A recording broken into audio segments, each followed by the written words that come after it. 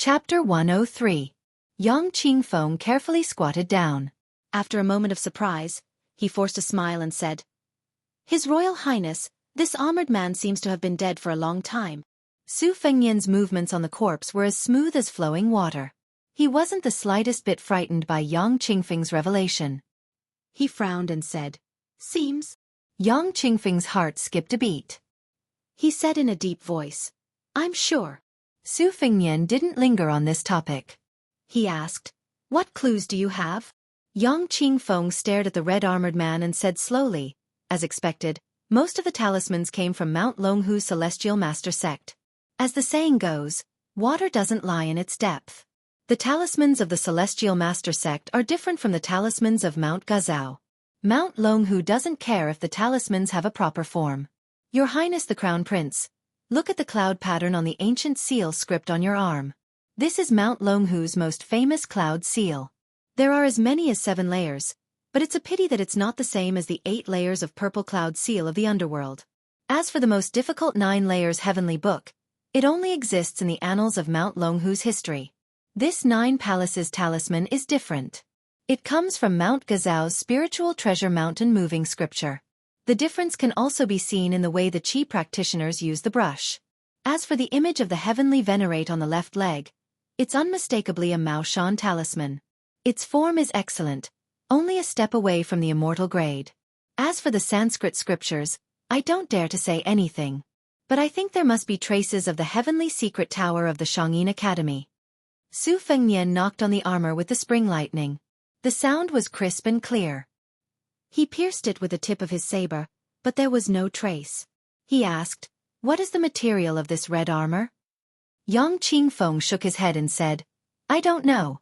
This is the first time I've seen it." The corpse in the red armor gradually turned into ashes, and then it was beaten into the mud by the raindrops. As the old man said, the knowledge of the armor faded away, and in the end, only an incomplete armor was left. Su Fengnian stood up and put away the spring thunder saber. Just then, Wei Shuyang and Ning Amei dismounted from their horses. Su Fengnian noticed that Ning Amei's hand, which was holding the halberd, was bleeding profusely. There were only a few short halberds left in his backpack. This Wu Dian general knelt heavily in the mud and shouted with bloodshot eyes, "This general is incompetent. The Phoenix Battalion has lost more than 40 men, but we still couldn't stop that red-armored man. We only managed to cut off one of his arms. Ning Amei only asked His Royal Highness to give this general 30 light cavalry to pursue and kill. If you can't take down that assassin, Ning Amei will bring his head to me." Su Fengnian asked in surprise.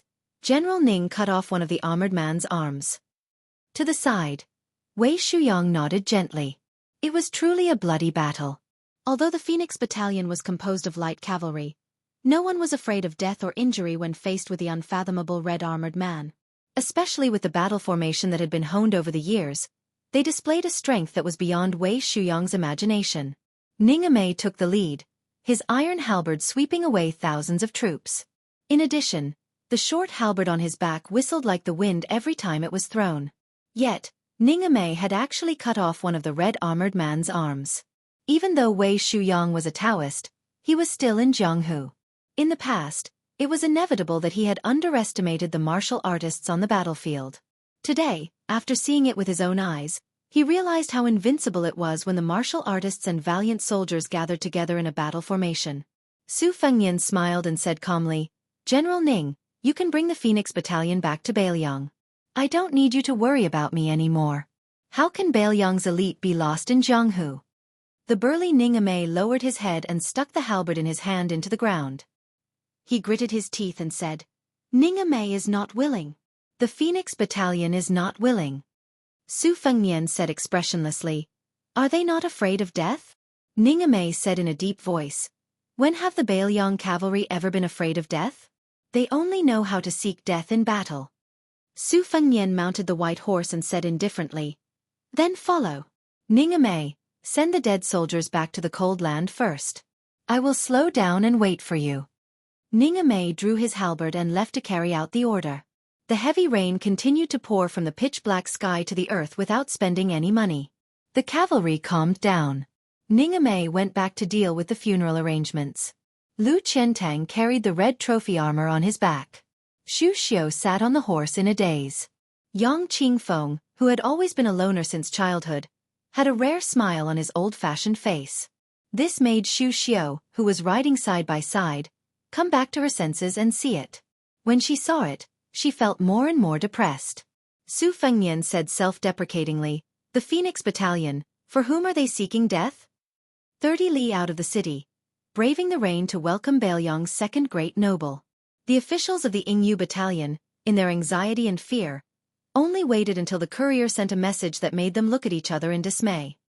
His Royal Highness had already taken a shortcut and arrived at the city gate. Zhang Hanhai smiled bitterly and shook his head. He said to Jean Lanting, "Let's go." The deputy captain of the Dongjin Battalion, Tang Yinshan, spat on the ground. He walked out of the pavilion and said angrily, "Let's go back to the city." Su Fengnian was led by the humble and fearful officials of the city to the elegant scholar Jean Lanting's private residence. It occupied a large area and had a deep courtyard. He raised geese, planted lotuses, and planted bananas. It was indeed a peaceful place with pleasant scenery. It was fortunate that the little Yingyu Battalion could find such a good place with good feng shui. From beginning to end, the officials of the Yingyu Battalion did not dare to say a word.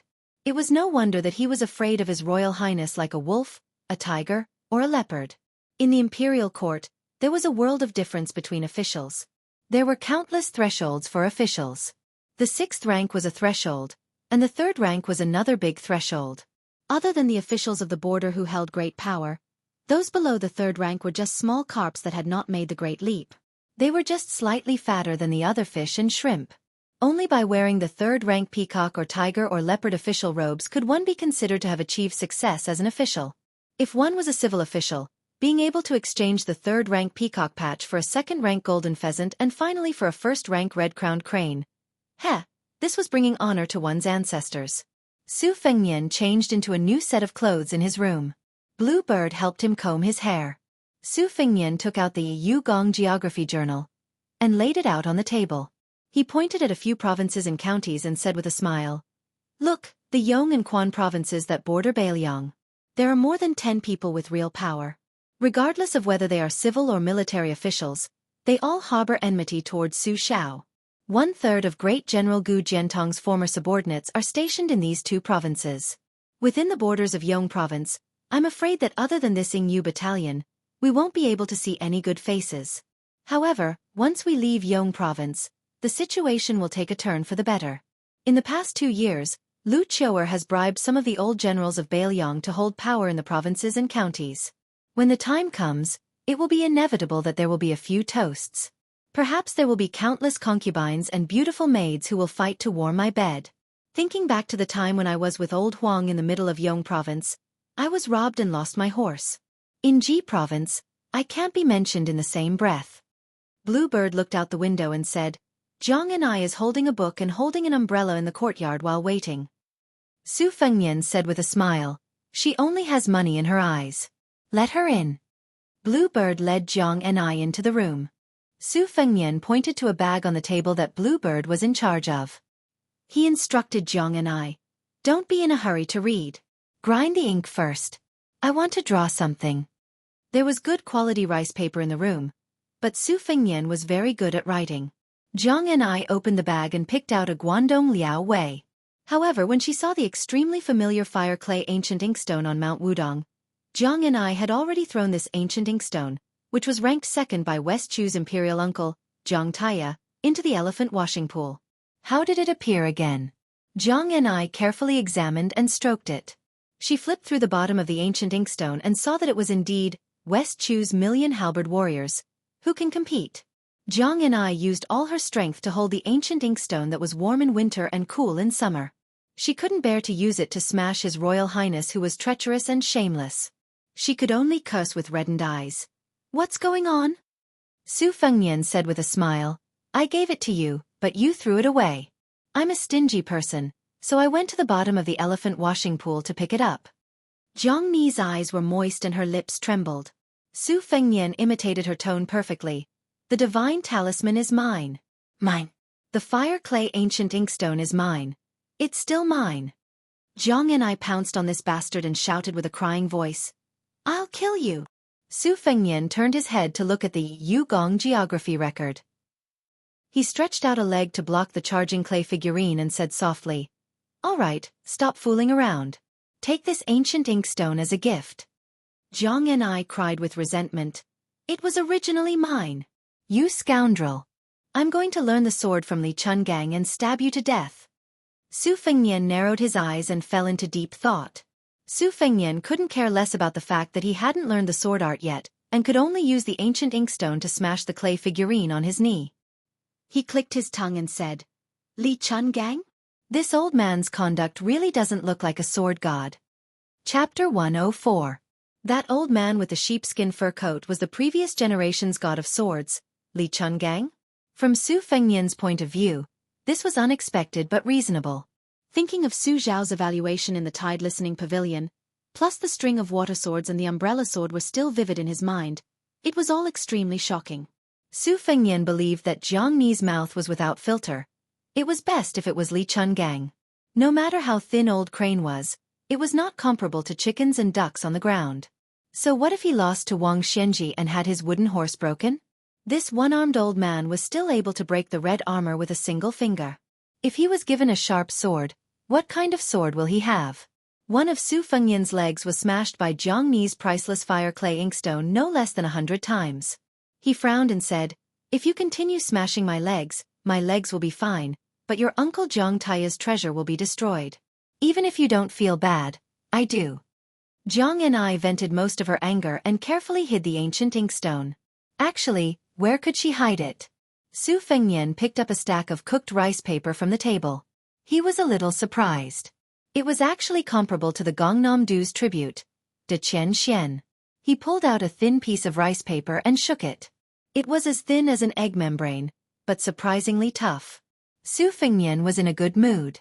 He even had the thought of asking the owner of the house for a few dozen pieces of rice paper before he left. Thus, Su Fengnian didn't care if there was a fire clay inkstone or not. He personally grinded a natural toad-shaped yellow inkstone on the table. He took the Guangdong Liao Wei and set Jiang and I aside. Relying on his memory, he meticulously drew the mysterious pattern on the red armored man's armor. He used 4 pieces of rice paper on the red armored man's chest, back, hands, and feet. Then, he gradually separated the Cloud Seal heavenly script that was covered with multiple layers and drew it on a single page. Clouds swirled around, the star map was obscure, and there were many Buddhist Sanskrit words. It was truly an endless physical labor. Su Fengnian put his heart and soul into drawing these things. It was several times more strenuous than practicing with the knife. Unknowingly, the rain outside the window had long disappeared. Su Fengnian rubbed his eyes. His hands were covered in ink.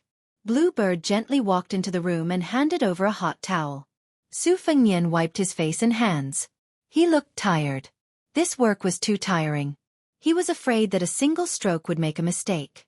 Bluebird faintly said, "Your Highness, those people outside the courtyard have been chased away by this servant." Su Fengnian let out a long breath. One of his hands subconsciously stroked the embroidered winter saber that was close at hand. He gently nodded and said, "I'm busy right now. How can I have the mood to talk nonsense with them? If I think of something and don't have time to write it down, they might lose their official positions and jobs on the same day. Bluebird, go and find out who the owner of this house is. Just by looking at it, the calligraphy, paintings, bronzes, steels, and name papers are not small. It's not something that can be displayed by an ordinary wealthy family. While you're at it, go and ask the table how many of these embroidered Xian scrolls are in stock. I want 50 to 60 pieces of embroidered Xian scrolls for use on the road." Bluebird nodded and left. From the corner of his eyes, Su Fengnian noticed that Jiang and I was tiptoeing and secretly peeking at the things he had drawn. He was too lazy to expose her. He would just treat it as repaying this lass for revealing his secret. Divine Swordsman and Wooden Horse Ox. When Su Fengnian remembered these 2 names, he could not help but associate them with those 2 swords. Su Fengnian stretched his neck. He picked up the embroidered winter saber and spring thunder saber and went to the courtyard. Jiang and I held the secret manual and stood in the corridor. She was unwilling to leave. 1 copper coin per word. Today, she had earned a few taels less than usual. Su Fengnian concentrated and took out the spring thunder saber. He imitated the old divine swordsman's posture of holding an umbrella and stabbed the saber into the ground. However, he only stabbed the spring thunder saber into the stone slab. There was no sword intent to speak of. Su Fengnian stabbed it more than 10 times in succession. He could not do anything. He squatted on the ground and did not make a sound. The pattern on the talisman General Hong Jia could be copied, but secretly learning the sword intent was as difficult as ascending to the heavens. It was a pity that Jiang Ni, who was full of a sense of justice, did not become a heroine. She angrily said, "So shameless. Secretly learning from others." Su Fengnian closed his eyes and slowed down his movements. He was extremely slow. He was so slow that he could feel the qi in his body condensing in his right arm. He could even feel the slight trembling of his muscles. He then merged with the saber and finally concentrated at the tip of the saber. On Mount Wudong, when the ox-riding man taught him the unknown drawing circle fist technique, the first step was to break down the movements as light as the clouds and flowing like water. Su Fengnian practiced the swift saber. Therefore, when he read the Green Water Pavilion's sword practice record on the mountain, it was all about swordsmanship. Although practicing the saber required speed, he also knew that slow saber was more difficult. Only in the end could he completely forget about fast and slow. There were no more moves in his heart, only a thought and a thought. Once the thought was moved, no matter if it was a saber or a sword, there would be no more worries. However, these were almost untraceable thoughts of the pavilion in the sky. How many martial artists in the world had practiced hundreds of thousands of sabers and millions of swords in order to reach this realm? When the tip of the saber was only an inch away from the ground, Su Fengnian suddenly exerted force. One saber was still a simple saber. Su Fengnian was somewhat regretful. He murmured, "Too hasty." Standing up and putting away the spring thunder saber, Su Fengnian stretched and said self-deprecatingly, "No hurry, no hurry. I'll listen to old Huang. Rice has to be eaten one bite at a time." Jiang Ni, who had thought that something would happen, found that it was all bark and no bite. She curled her lips. Su Fengnian saw her expression and laughed. "Are you laughing at me? You, a heroine who is about to learn swordsmanship from the god of swords and is determined to become the new god of swords. Come and carry my saber. Let's not talk about embroidered winter. Just this 1.5 kilograms of spring thunder. If you can hold it horizontally for an incense stick's time, I'll take it that you've read 10,000 words." Jiang Ni raised the sword manual in her hand and said heavily, "Are you listening or not? Even if you don't listen, I'll take it that I've read 3,000 words." Su Fengnian shook his head and said, "I'm not listening today. I still have to draw more while I can remember. Go, I'll give you an extra 3,000 words." Jiang Ni's face was filled with disbelief. She was afraid that it would be another trap. After so many years of being taken advantage of and plotted against, she was already very scared. Ignoring Jiang Ni's thoughts, Su Fengnian walked into the house and continued to scold the chi practitioners of Dragon Tiger Mountain while painstakingly drawing. This work was like practicing the slow saber. Every stroke required a lot of effort. The old god of swords, Li Chungang, had walked into the courtyard. Jiang Ni, who was having a headache about how to deal with the ancient inkstone, stopped and saw the old man walking to the place where Su Fengnian stabbed the saber. She stopped and looked down. The old man, who had nothing to do, was lured in by the last saber strike. Jiang Ni looked for a while and left the courtyard when she saw that the old man was just in a daze. Li Chungang bent his back and squinted his eyes as he looked at the strange and thin cracks created by the last saber strike. He clicked his tongue and said, "What saber? Obviously, it's better to learn the sword." The old man tugged at the sheepskin coat. Once he tugged at it, the fur would fall off. He turned around and left. Yu Wei, who was carrying Wu Mainyang, stood further away. The old man glanced at the white cat and the white and plump beauty and mumbled, "There's something wrong with this brat's brain. It's fine if he doesn't eat the cat meat, but he doesn't even touch the little girl." Yu Wei was furious, but she didn't dare to say anything. Old man Li seemed to have lice or something in his crotch. He reached out and scratched it. It felt so comfortable. Fortunately, Yu Wei didn't see this scene. She walked straight into the courtyard and saw Su Fengnian concentrating on drawing something. She hesitated for a moment and prepared to go home quietly. She didn't have anything to do in the first place. It was just that she suddenly changed to a completely unfamiliar place and felt uncomfortable. Moreover, the The small courtyard she was in was particularly serene and quiet. There were dozens of green bamboos planted in the courtyard. After reading so many novels and articles about immortals, foxes, and ghosts, she could always imagine that something would float out from the bamboo forest. Compared to the green bamboos, she still preferred the soft and beautiful banana trees. Weren't there many of them here? Before Yu Yuwei approached, Su Fengnian, who had switched his left hand from holding the brush to his right hand, asked with a smile, "What's the matter?" Yu Yuwei replied softly, looking at the banana trees. Su Fengnian was stunned for a moment. He joked, "I can't change the courtyard. My things are all here. However, if you like to look at the banana trees, I can get someone to pull out the big bushes in the courtyard and pile them up in your courtyard. How about that?" Yu Yuwei said shyly and angrily. "Okay." Su Fengnian snapped his fingers. The elusive bluebird stood beside Yu Yuwei. Su Fengnian said with a smile, "Get someone to move the banana trees." Yu Yuwei said, "No need." Then she angrily turned around. Even Wu Mainyong lazily stretched out her claws. Looking from the side, the claws slid across the round curve of Yu Yuwei's chest. Su Fengnian, who happened to catch this charming scene, was a little spellbound. Su Fengnian waved his hand, and Bluebird retreated. Then he called out to Yu Yuwei and said with a smile, "Come, let's grind the ink." Yu Yuwei asked doubtfully, "Huh?" Su Fengnian stretched out his hand and pointed at the famous yellow inkstone on the table, saying, "You grind this." He then pointed at Yu Yuwei's chest and made a gesture of grinding back and forth. Su Fengnian said with a mischievous smile, "I'll grind this." Yu Yuwei's face flushed red. She pouted playfully. "Lecture." Looking at Yu Yuwei fleeing in panic, Su Fengnian leaned back in his chair. There wasn't a trace of lust in his eyes. He narrowed his beautiful phoenix eyes and turned to look out the window at the moon and sparse stars after the rain. Where is Su Xiao now? Chapter 105. Although Yingliang's county magistrate Jean Lanting was an official born from a local Bailiang family, he was more of a scholar than an official. He did not look forward to climbing up the ranks of the bureaucracy. He only wanted to climb high, write poems, raise geese, pick chrysanthemums, and sing many poems with Yongzhou's famous courtesans. However, when he heard that the king of Bailiang's eldest son, Su Fengnian, was going to stay in Yingliang, and his longtime friend, Uncle Zhang Hanhai, had given him such a big meat pie, Jean Lanting's heart was boiling with excitement. Yingliang was not like the other counties in Yongzhou. After all, it was a bit too close to Bailiang, so it could not be considered to be under the sole pillar of the dynasty. However, in the end, there were many things that required him to look up to Bailiang. To be able to be on good terms with His Royal Highness was a great thing.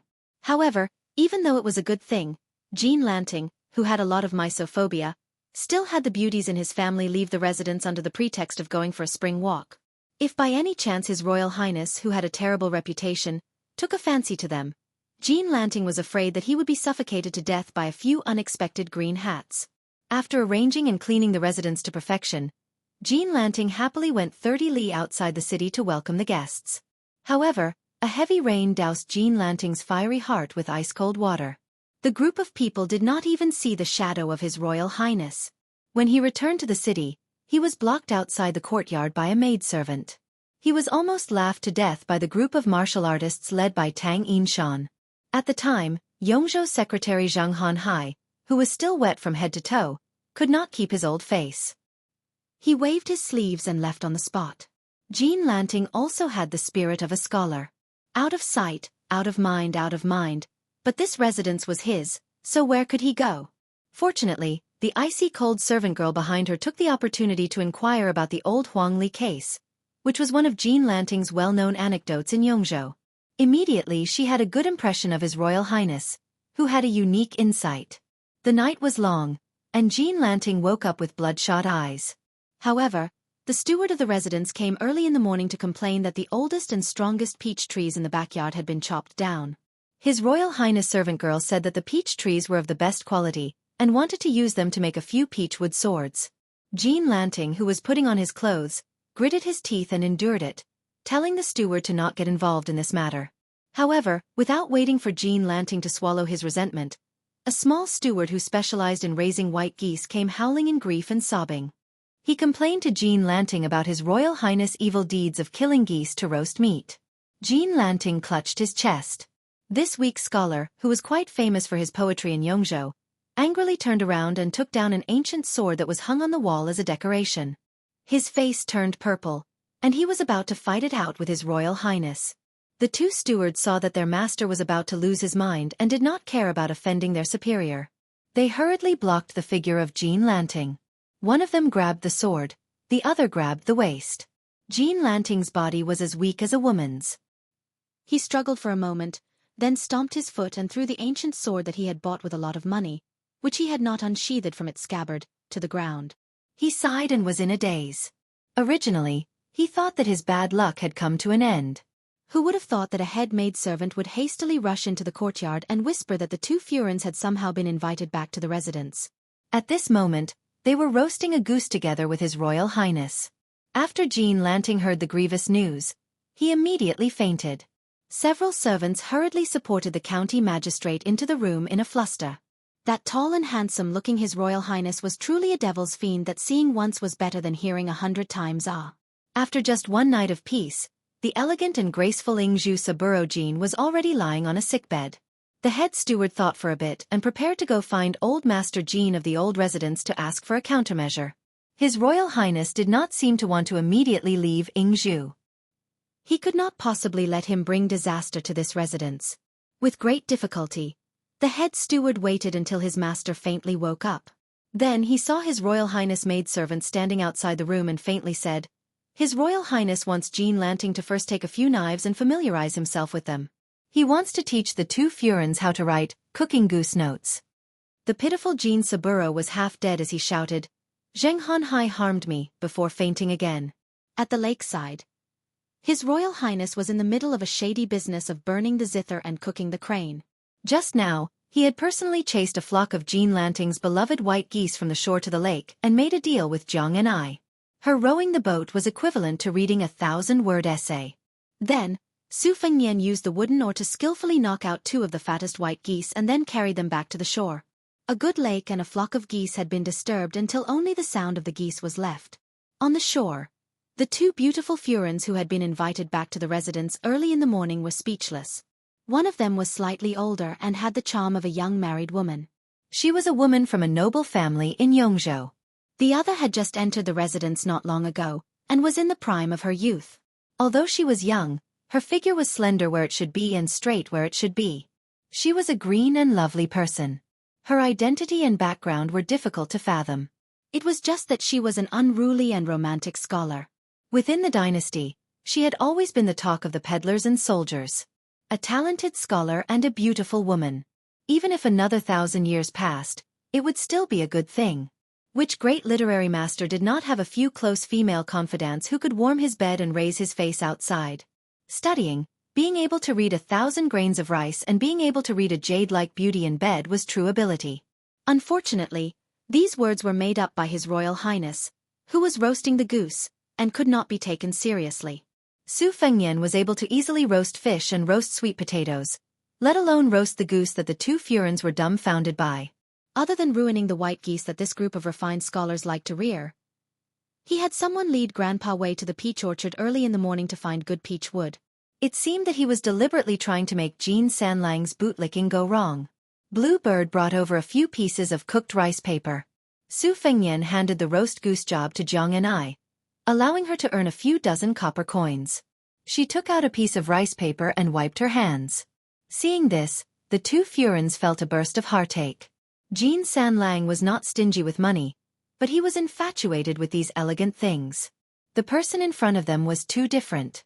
Su Fengnian looked at the slightly older Furin, whose breasts and buttocks were naturally slightly larger. He smiled and asked, "What is the background of this Shu Xian? I have never seen it before, but it is very smooth to use.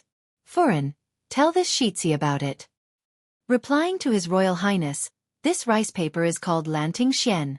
This humble concubine's husband personally went to Western Shu to pick out some sandalwood paper and gave it to a local household that had been making paper for generations.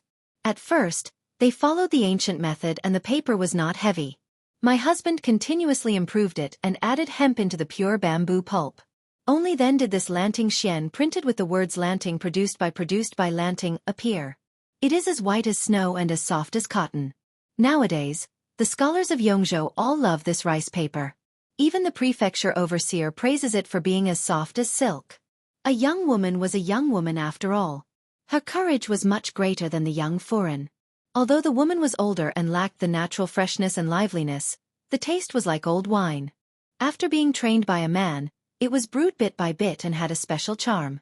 Su Fengnian narrowed his eyes and said, "Foreign, is it really as white as snow and as soft as cotton?" "Isn't it? If His Royal Highness doesn't believe me, you'll know after you try it." The young woman appeared to be alarmed.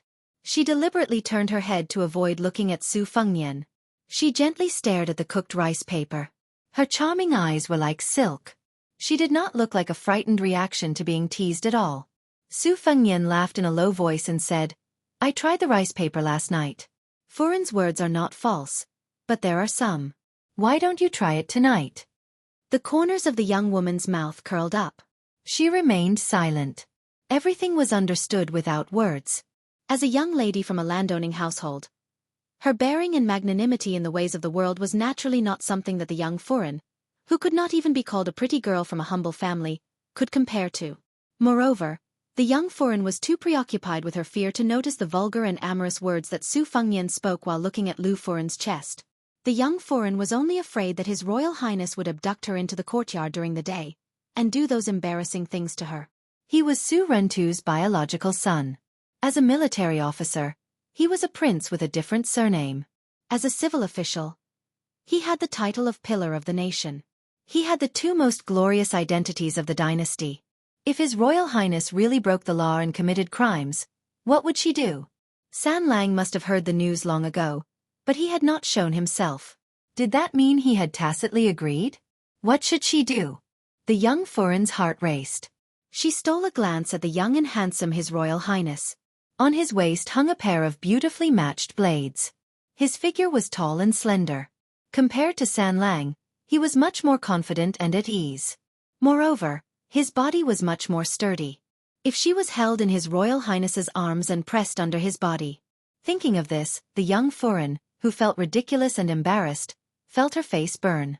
She lowered her head, not daring to look at the handsome young master, who seemed to be able to make her commit a mistake with just a glance.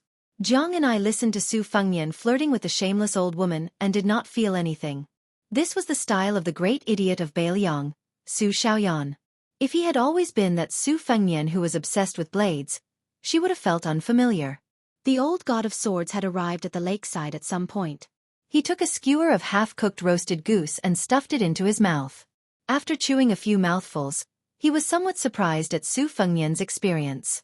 He gave a rare compliment. "Kid, don't use your blade to scare Jiang and I. Change your profession and open a roasted meat shop. I guarantee that business will be prosperous." Su Fengnian dismissed it with a laugh. He was used to this old man's dog mouth. Nothing good came out of it. Chapter 106. Zhao Ningyun, one of the top disciples of Mount Longhu's Ning generation, said darkly, "Little bald donkey, how dare you pretend to be a monk of the two Zen temples? You're asking for a beating." After Zhao Ningyun finished speaking, he brazenly attacked the north and south little monk. Moreover, his words were quite mysterious. He first threw down a big hat and attacked without giving you a chance to explain. He did not seriously injure or cripple you, but only taught you a lesson and vented the anger in his heart. In the future, if this little monk was really a monk of the two Zen temple, it would just be a misunderstanding. Zhao Ningyun was very clever, but he did not expect the little monk and the little girl to reach the gate of the Taoist master's residence without any obstruction. The little monk stood in front of his beloved little girl and did not intend to fight back. He was here to talk to the Taoist master on the mountain, not to fight.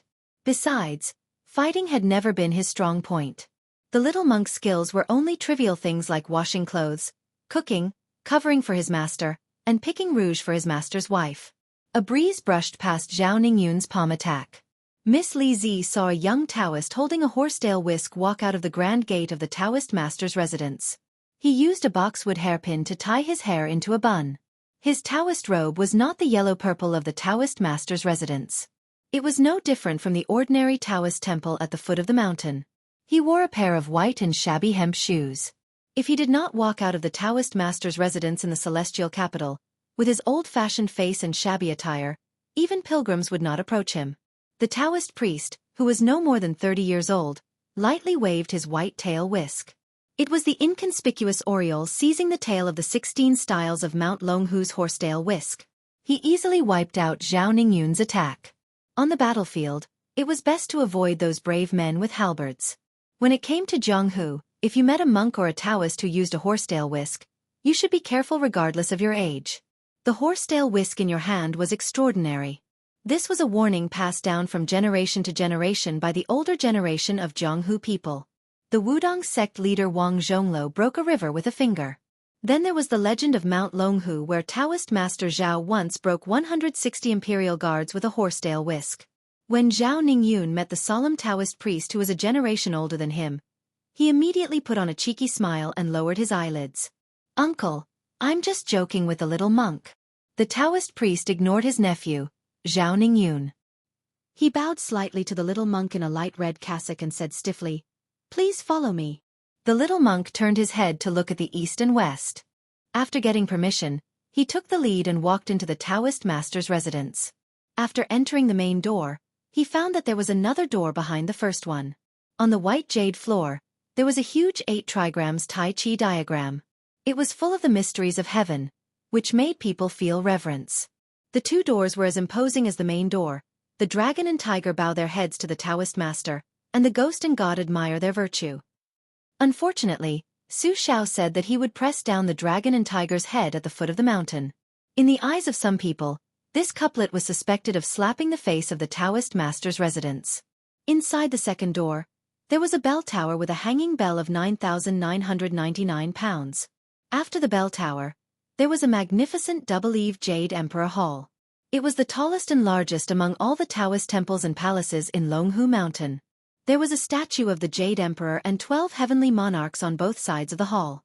The 8 golden dragons, which were only one less than the 9 dragons of the Son of Heaven, were coiled in the middle of the hall. They were so lifelike that it seemed that they could fly away with a light touch. The little girl looked up and was very nervous. She followed the little Taoist master and the stupid Nan Nan through the corridor of ancient tablets. Finally, they came to the third door. If they took another step, they would enter the private inner door of the Taoist master's residence. Only emperors, generals, and ministers of the secular world could have such treatment. However, the Taoist horsetail whisk who was called uncle by Zhao Ningyun did not stop. He led the little girl and the little monk in.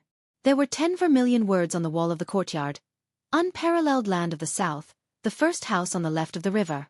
The little girl saw the horizontal words, immortal capital of the Xiang country, above her head and secretly stuck out her tongue. She did not feel that it was very impressive when she looked outside, but after entering the Taoist master's residence, even she had to admit that it was indeed much more magnificent than her own home. Even if she did not have the happy scene of rowing boats and watching the red carp jump in the Bailiang Palace, alas, those abbot at home who only knew how to eat and drink did not know how to repair the temple. After all, her home was the first holy land of Buddhism. The third door was divided into 3 halls. At the back of the front hall, there was a round green jade stone that could not be held round by 2 hands. It was called the welcoming and sending stone. The Taoist master would stop here to welcome the distinguished guests of the residence. The Taoist master led the 2 to the hall in one breath and let the 2 rare guests sit down. 2 delicate and pretty Taoist children served tea. In the hall, there were portraits of the first 3 generations of Dragon Tiger Mountain. In the middle of the hall was the first generation of the Taoist master's residence, Zhao Lingzuan. He stood with his hands clasped behind his back, looking like a celestial being. There was a couplet hanging on the wall. What is there to be like? Discipline the demons and evils to retreat. To the left and right were the second and third generation of the Taoist master, Zhao Chuyu and Zhao Jiqing. One was sitting with a sword and the other was standing with a horsetail whisk. The Taoist master with the horsetail whisk, who looked very similar to the third generation of the Taoist master, waited for the 2 to sit down and said calmly, "I'll go and ask the Taoist master to come out of seclusion." Come out of seclusion? That meant the Taoist master Pai Gu was in seclusion. No matter how ignorant the young lady was, she was not stupid enough to trouble the Taoist master of the Zhao family to come out of seclusion to welcome guests. She hurriedly waved her hand and blushed slightly. She smiled awkwardly and said, "Taoist master, there's no need to trouble the Taoist master. Let's just drink some tea and then go down the mountain. The Taoist master was probably a stubborn person. He said calmly, "It's fine." Chapter 107. The little monk was the exact opposite of the little girl. He was always muddle-headed when it came to small matters. Every day, he would be scolded as an idiot by the little girl's family of 3. After being a monk for a few years, he had worked like an ox or a horse for a few years. But for some reason, he was magnanimous when it came to important matters. He clasped his hands and said, "This little monk will talk about Zen with you." The Taoist priest smiled for the first time and slowly said, "You know how to talk about Zen, but I don't know how to preach. If you don't mind, I can call Mr. White Lotus out and talk to the master." The little monk respectfully said, "Okay." The little girl's face was taut and she didn't dare to say or laugh. In fact, she was already happy in her heart. Look, although stupid North and South was stupid, he could still hold up his face in some situations. She knew the name of Mr. White Lotus. He was Bai Yu, who was bestowed with a purple robe by the emperor. Years ago, it was this Taoist priest who won the argument on the top of the lotus. When he returned to the temple, he was so angry that he didn't even smile when he saw her. It was a pity that her father only cared about drinking and was punished by her mother to not leave the mountain for a whole year. Otherwise, it was hard to say who would win and who would lose. Stupid North and South couldn't even win an argument. Naturally, he couldn't win an argument with this Mr. White Lotus. But it didn't matter. If he lost, he could find an opportunity to bring Su Fengnian here. Su Fengnian always quarreled with the shrewish village girl. This unknown Taoist priest was much more polite than Zhao Ningyun. He really went to the back hall to call for Mr. White Lotus, who was said to be more arrogant than Mount Longhu. The little girl had just finished a cup of tea when the Taoist priest brought a man in white. Probably because his eyes were damaged from reading too many books, he walked very carefully and habitually narrowed his eyes. His eyes weren't big to begin with, so when he narrowed them, they became a slit. However, he had a very nice and warm smile on his face, which was quite similar to Su Fengnian. The little girl felt comfortable looking at him and immediately felt that this Mr. White Lotus was a good person. Father said that there would always be good people who were better than her and bad people who were worse than her at the foot of the mountain. If she met a good person, she should be polite, but if she met a bad person, she should run away. If that was the case, then the person called Zhao Ningyun outside the Celestial Master's residence was definitely a bad person, and this white Taoist and the one with a horsetail whisk could be considered good people. Therefore, the little girl stood up and respectfully greeted him, calling him Mr. White Lotus. Mr. White Lotus, who was not wearing a Taoist robe, first bowed to the little monk from afar. When he walked a few steps closer, he saw the little girl's face clearly. He smiled and said, "Miss, you look like a blessing to your husband. Whoever becomes your husband in the future will have a great fortune." Ah! The little girl's face instantly turned red. What should he do? As the saying goes, one does not hit a smiling person. This Mr. White Lotus is really too straightforward. He is even more open than she is. The Taoist priest with the horsetail whisk smiled and said helplessly, "Mr. White Lotus, don't scare the little girl." Mr. White Lotus, who wore the carefree bandana on his head, reached out to touch his bandana and felt a little ashamed. He slowly sat down on a purple bamboo chair and turned his head to look at the little monk who was coming to the Taoist master mansion to talk about a Zen. The young monk did not seem to have any intention of debating. All he did was ask curiously, "This place is called Fox Immortal Hall. Is there really a fox immortal?" Mr. White Lotus shook his head and said, "No." The little monk said, "Are there any immortals in Mount Longhu?" Mr. White Lotus laughed and said, "I don't think so." The little monk nodded and said, "Then I have no questions." Mr. White Lotus was not disappointed or angry. He was really good-tempered. The little girl felt that the people at the foot of the mountain were not completely right. Mr. White Lotus was not arrogant at all. He was a very amiable uncle. The little Taoist master of Mount Longhu, who was regarded as an amiable uncle by the little girl, smiled and said, "Drink tea, drink tea." The little girl said softly, "After drinking tea, we will go down the mountain." It was hard to imagine that Mr. White Lotus, who once talked to the emperor in the palace, nodded and said, "I have no sense of direction and my eyes are not good. I won't be seeing you off. When the time comes, I will have to trouble this bad-tempered junior brother Chi to help me bring you back." The little girl finished her tea and left the hall with the little monk. She walked out of the door in one breath. At the bottom of the stairs, she let out a long breath and patted her chest. The little monk touched his bald head. It was all sweaty. The little girl said jokingly, "Stupid Nanbei, are you afraid too?" The little monk blushed and said, "I'm not afraid of quarreling. I'm just afraid of being beaten after the door is closed." In the hall, junior brother Chi asked, "Did you guys talk about Zen?" Baiyu lowered his head and drank his tea. He said, "Probably not." The old-fashioned Taoist priest said, "Oh." Baiyu joked, "What's the point of quarreling? Look, I'm in a good mood to drink tea. Isn't that better than anything else? An unintelligent little girl and a smart little monk. Isn't that great Zen?" The little Taoist priest frowned and said, "You know I don't understand this." Baiyu smiled and said, "Being in a daze is the way of heaven. Being ignorant is Zen. If you don't understand, you understand. If you understand, you don't understand. Do you understand? I think you don't." The Taoist priest with the surname Qi was still expressionless. He asked, "Grandpa Shituan said that the money needed to repair Xiaoyao Temple should be paid by the Taoist priest's residence. In the future, if anyone from Bailiang comes up the mountain, the Taoist priest's residence will be the one to receive them. However, the sect master is in seclusion. The one in the capital also said to ignore this matter. What do you think?" Mr. White Lotus smiled and said, "Let it be. If it's too much, we'll just have another farce of a horse trampling on dragons and tigers. I like excitement.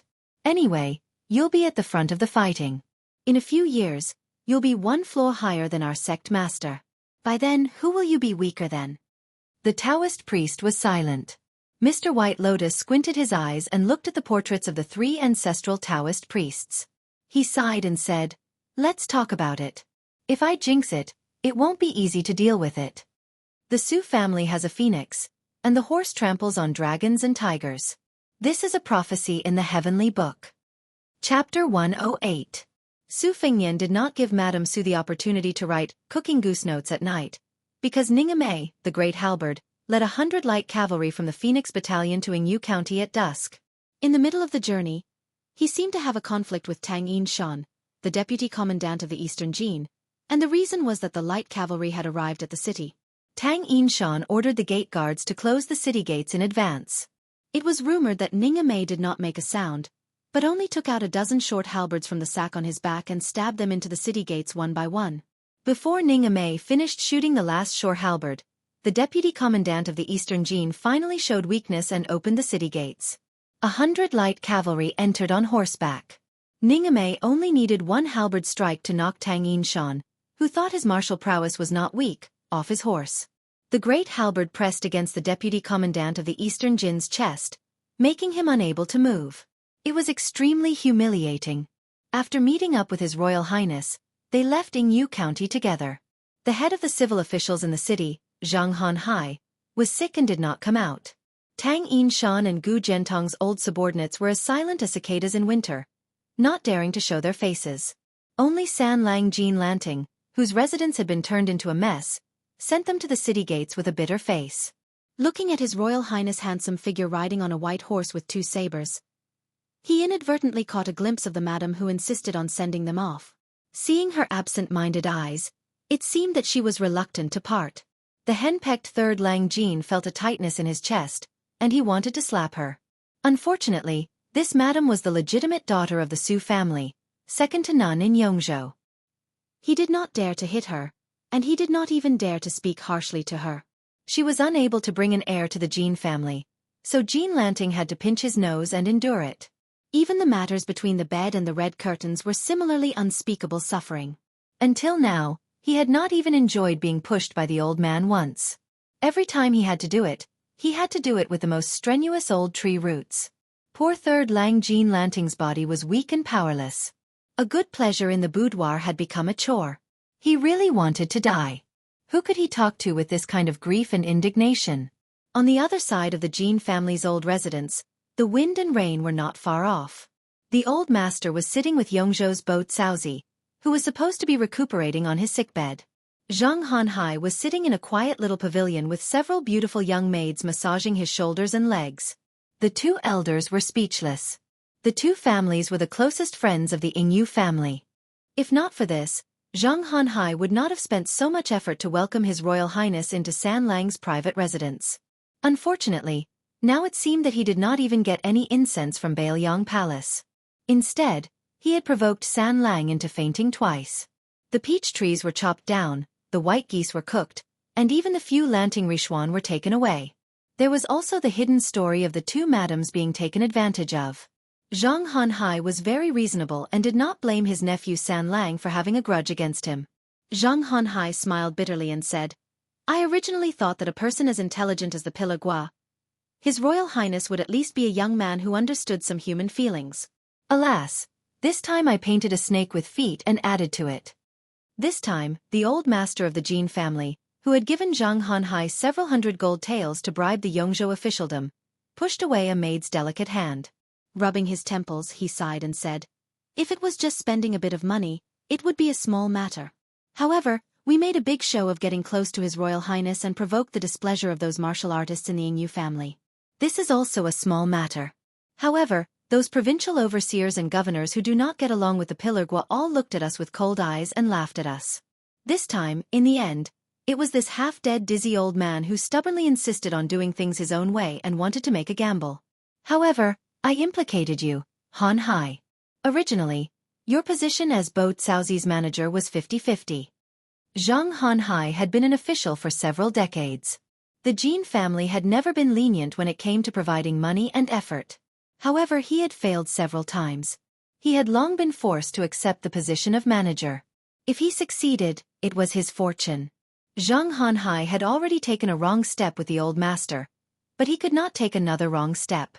Even in his old age, he still had to separate himself from the wealthy and overbearing Jin family. As a result, he hurriedly shook his head and said with a smile, Old Master Jin, these words are too serious.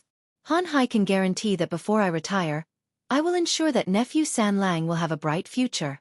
The second son of Jiuquan County's Governor Fan Ping has long had his eyes on my small position as Bo Caozi's manager. I will give it to him. Fan Ping is the teacher of our Heian County's new governor Zhu Jun. San Lang does not lack talent. As long as there is someone who appreciates him, he will definitely have a meteoric rise. The old Master Jin was gratified. Han Hai is considerate. Zhang Han Hai, who had left the city for 30 li and was drenched in rain yesterday, tapped his fingers on the table. He gave the maids at his side a look. The old master understood tacitly. He had these young and tender maids, who were only old enough to be his great-granddaughters, withdraw from the secluded and elegant small pavilion. Only then did Zhang Han Hai say in a low voice, Old Master Jin, these past few years, Great General Gu has placed his old subordinates in Yong and Quan provinces one after another, faintly forming an encirclement. We have all seen this, just that we haven't said anything. In addition, Grand Secretary Zhang has bad relations with that person from Bailiang. Now that that person has entered the capital at this time, do you think there is some secret behind it? Old Master Jin's insight is unique, never misjudging people. Naturally, you can see further than me. Can you give me some pointers? The old master said in a low voice. This matter cannot be said. Truthfully speaking, I can't see through it either. This person from Bailiang's conduct himself is truly. Forget it, this large tree isn't something we can climb up just because we want to. Zhang Han Hai also became silent. The old master suddenly laughed and said, In my opinion, regardless of how the general situation looks, if it doesn't favor Bailiang, we still shouldn't look down on them. That Tang Yinshan can also be considered a fierce general under Great General Gu's banner. Even if he faces one of Bailiang's four fangs, Ningame, so what? It's just a single strike. When Zhang Han Hai thought of this, his mood improved considerably. Whether Bailiang's military was good or bad, it didn't have much to do with them. It was instead these Tang Yinshan who was the pillar of the state and Marshal Yang Great General Gu Gentong's Tang Yinshan, who was too arrogant and domineering in Yong province, not showing the slightest bit of respect for the local landowning households. It truly was annoying. The next day, Jin family's old master was currently in the study copying the green goat tablet of Wu Taiji's left immortal duke that had only spread through the scholarly clear stream at the beginning of the year. Zhang Han Hai couldn't care less about his bearing, frantically rushing in, shouting in pleasant surprise, Old Master Jin, great news, great news! It was rare for old Master Jean to see Zhang Hanhai lose his composure like this, and his interest was piqued. He put down his brush and asked, "What's the news?" Zhang Hanhai wiped away his sweat, keeping him in suspense, and said excitedly, "Old Master Jean, do you know that Chu Lushan, who was nicknamed Lu Qior by His Royal Highness?" Old Master Jin's heart tightened. Who didn't know Chu Lushan in the 10 counties of Liang, Yong and Quan? Speaking of evil, this Lu Qior, who was as fat as a pig, was only slightly inferior to the butcher Su de Zhugua. He liked to drink fresh milk from women, and he frequently skinned and killed people in the army. During the Spring and Autumn War, although this fat pig wasn't the most murderous deity of Bailiang, Su Shao was willing to hand over almost all of Bailiang's most secretive and immoral deeds to this adopted son of his. When Eastern Yu and Western Shu were destroyed, the number of imperial concubines killed by this Lu Qior was more than 10. It was said that 6 princesses of Western Shu were tortured to death by him in one night. Old Master Jean, who was accustomed to ups and downs, was already sweating. No wonder he couldn't keep his cool. As long as it was related to Lu Qior, how could it be a joyous matter? Had Zhang Hanhai lost his mind? Seeing old Master Jin's strange expression, Zhang Hanhai suddenly woke up and didn't dare to beat around the bush. He laughed and said, "Old Jean, this is really a joyous matter.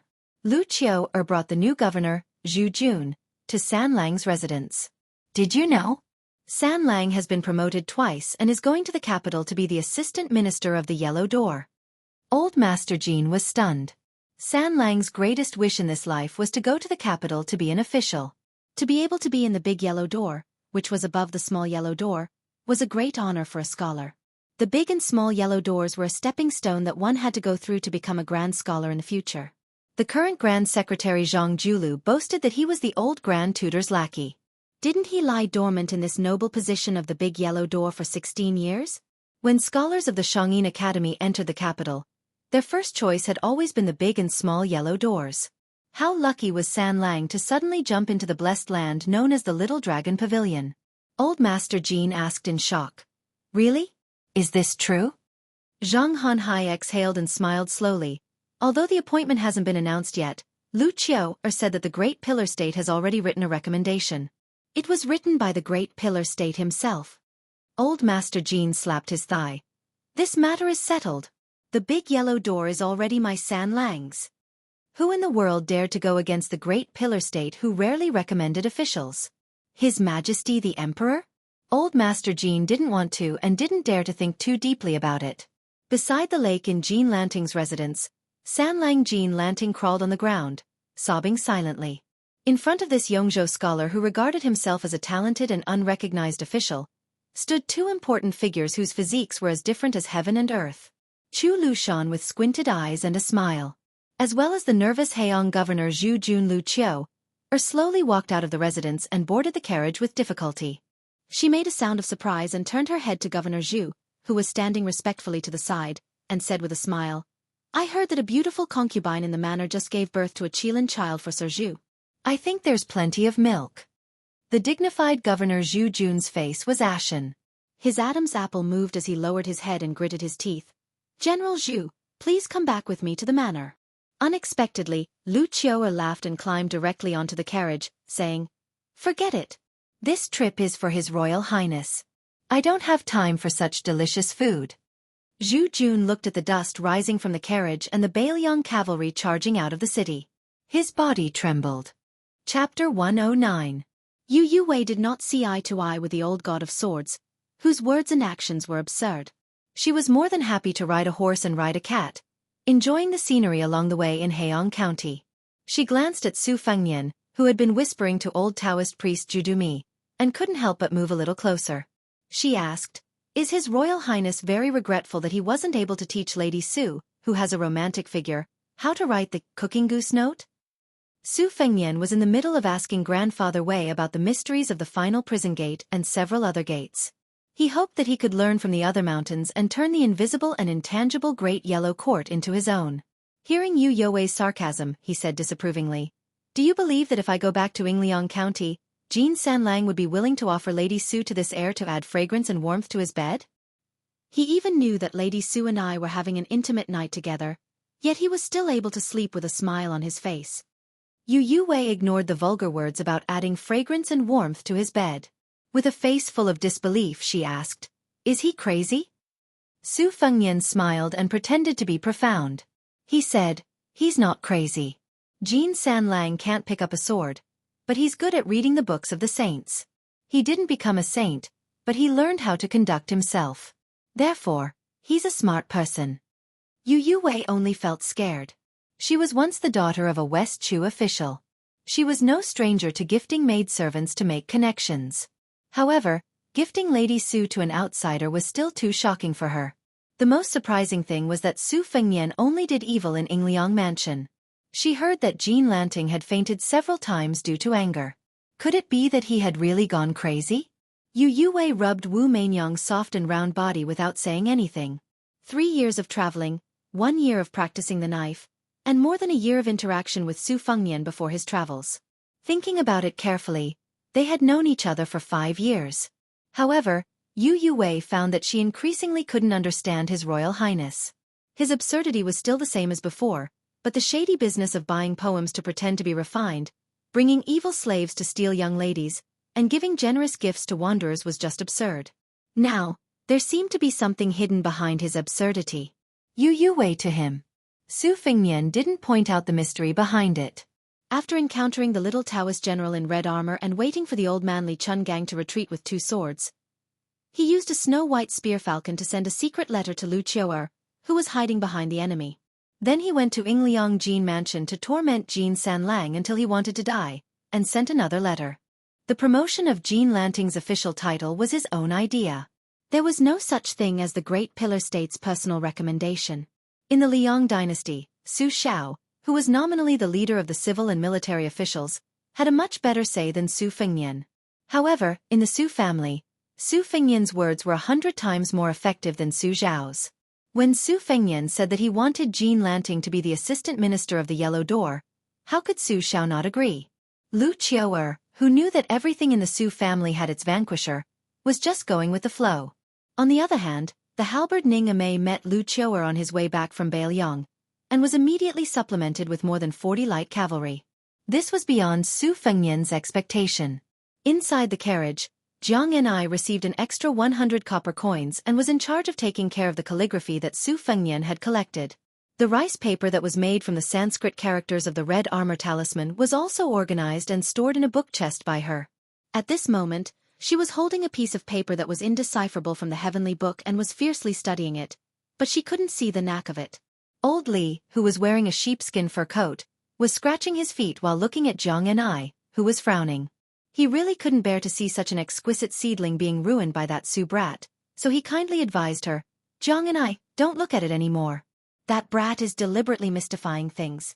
He doesn't have any good intentions in letting you take care of it. In this old man's opinion, you don't even need to read books.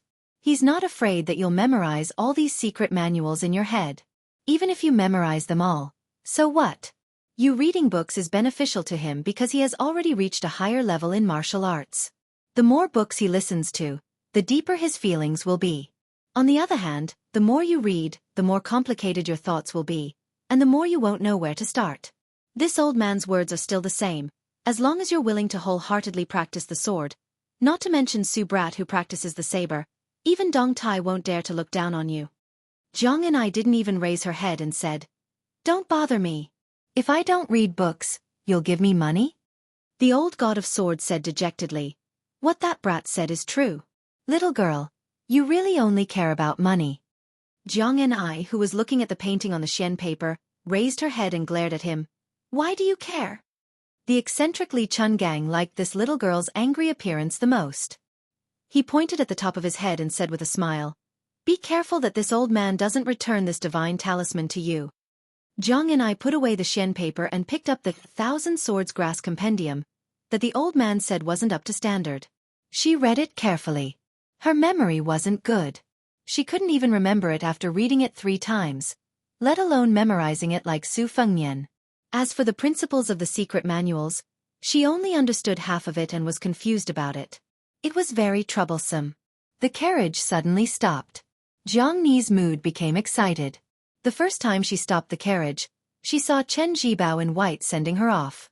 The second time she saw a strange red-armored man blocking the way to assassinate Su Fengnian. This time, Jiang and I lifted the curtain and was a little disappointed. However, His Royal Highness, who loved to drink, saw a wine stall on the side of the road and took the old Taoist priest Wei Shuyang to drink.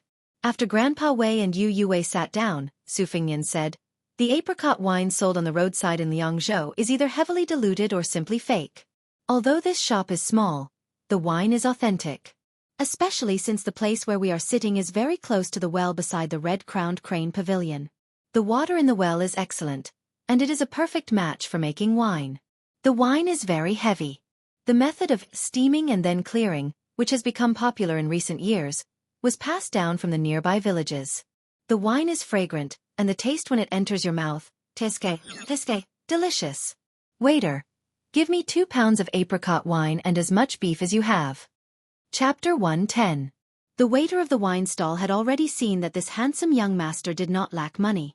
When he heard him praise the apricot wine, he laughed even more. To wine sellers, this wine was like their children. Which parents did not like others praising their children? What's more, everything this young master said was reasonable. The well near the red-crowned crane pavilion was a local historical site that had been around for a long time. Scholars from Yong and Quan provinces often came here with beautiful women to recite poems. However, these scholars with noble status looked down on the roadside stalls. Although the wine tasted authentic, it did not match their status. The owner of the wine stall was not vexed. Today, it could be said that his ancestral grave was emitting smoke. Such a knowledgeable young master had come. Judging from his accent, was he from Liangzhou? The wine stall owner carefully looked at the 3 retainers who didn't have the right to sit. The woman was really coquettish. Her perky butt was much bigger than his yellow-faced wife's. The burly man with a huge sword was scary. As for the sickly man with a pale face, the wine stall owner ignored him. He only confirmed that he was a human shadow and not a ghost. It was broad daylight, so what was there to be afraid of? After attentively serving wine and meat, the owner glared at the young man who was staring at the beautiful woman holding the white cat in a daze. He was so angry that even he didn't dare to look at the woman. This bastard had eaten a leopard's gall. How was he going to do business? The owner kicked the man's leg, which brought him back to his senses. The owner had heard that the big and small playboys from Bailiang were heroic, but when they crossed the border to cause trouble, which time didn't the young masters from Yong and Quan suffer enough? The local tyrants of Yongzhou were no match for the dragons crossing the river from Bailiang. Especially the #1 playboy in Bailiang, His Royal Highness. This young master's arrogance and domineering was the best in the world. Fortunately, our small family didn't have to meet him in this lifetime. The owner, who had never studied but had heard a lot of apricot poetry, smiled with pride and flattery. This young master looks like an expert. I heard from my grandfather that our apricot flower was written about in the Yongzhou geographical annals. Su Fengnian poured Yu Wei a cup of sparkling apricot wine and said with a smile, "Yes, the new well outside the red-crowned crane pavilion. The water is heavy and contains crab roe. They're praising this wine." This time, the boss was truly intimidated. He praised from the bottom of his heart. Young master's knowledge is as vast as the sky. Su Fengnian laughed and said, "Then can you give us a discount?" The boss was immediately stunned and put on a difficult expression. Bootlicking didn't cost a single copper coin. If the price was pushed down, it would be a small business, and the hard-earned money would be dug out bit by bit. How much heartache would be? Fortunately, the young master was only joking. He said considerately, "I'm just joking. I'm already very grateful to be able to drink apricot flower wine." In the past 2 days, Xu Xiao, who had become increasingly curious about His Royal Highness, saw Su Fengnian holding a dirty bowl and drinking inferior wine from a remote and desolate place. She was even more puzzled. Although she came from the wilderness of the southern kingdom, she had been a witch since young and was worshipped as a deity. When it came to basic necessities, she couldn't compare to His Royal Highness. Later, she defected from her sect and wandered the Jianghu alone. There was an endless stream of admirers, so Xu Xiao had never been shabby. Seeing Su Fengnian so casual about trifles, she was really puzzled. Jiang and I followed the craving old god of swords down the carriage and sat on the bench opposite Su Fengnian's table. Yu Wei took a sip of the warm apricot flower wine. It tasted good and was different from Bailiang's green ant wine. She asked softly, What's the story about this well? Su Fengnian was narrowing his eyes and savoring the fragrance of the wine on the tip of his tongue. When he heard the question, he smiled and said, "Legend has it that there was an immortal on Mount Wudong who was resting on a crane in a pavilion. Seeing the simple customs of the people, he couldn't bear the hunger and thirst of the people, so he spat mouthfuls of saliva into the well. From then on, the well water was sweeter than the famous springs in the forest." Yu Youwei's expression was unnatural. "Saliva." Su Fengnian laughed and said, "Perhaps some people's saliva is sweet. I want to taste it, but unfortunately, I can't be sure." Yu Youwei's cheeks flushed. She didn't know if it was because of the cup of apricot flower in her hand or because of someone's drunken words. Old Man Li rolled his eyes and muttered, "Little Jiang, let's give up the carriage later. This old man is sick of seeing the two of them flirting all day and not doing anything serious." Jiang and I, who didn't drink, said angrily, "Pay up." "No, 10 times.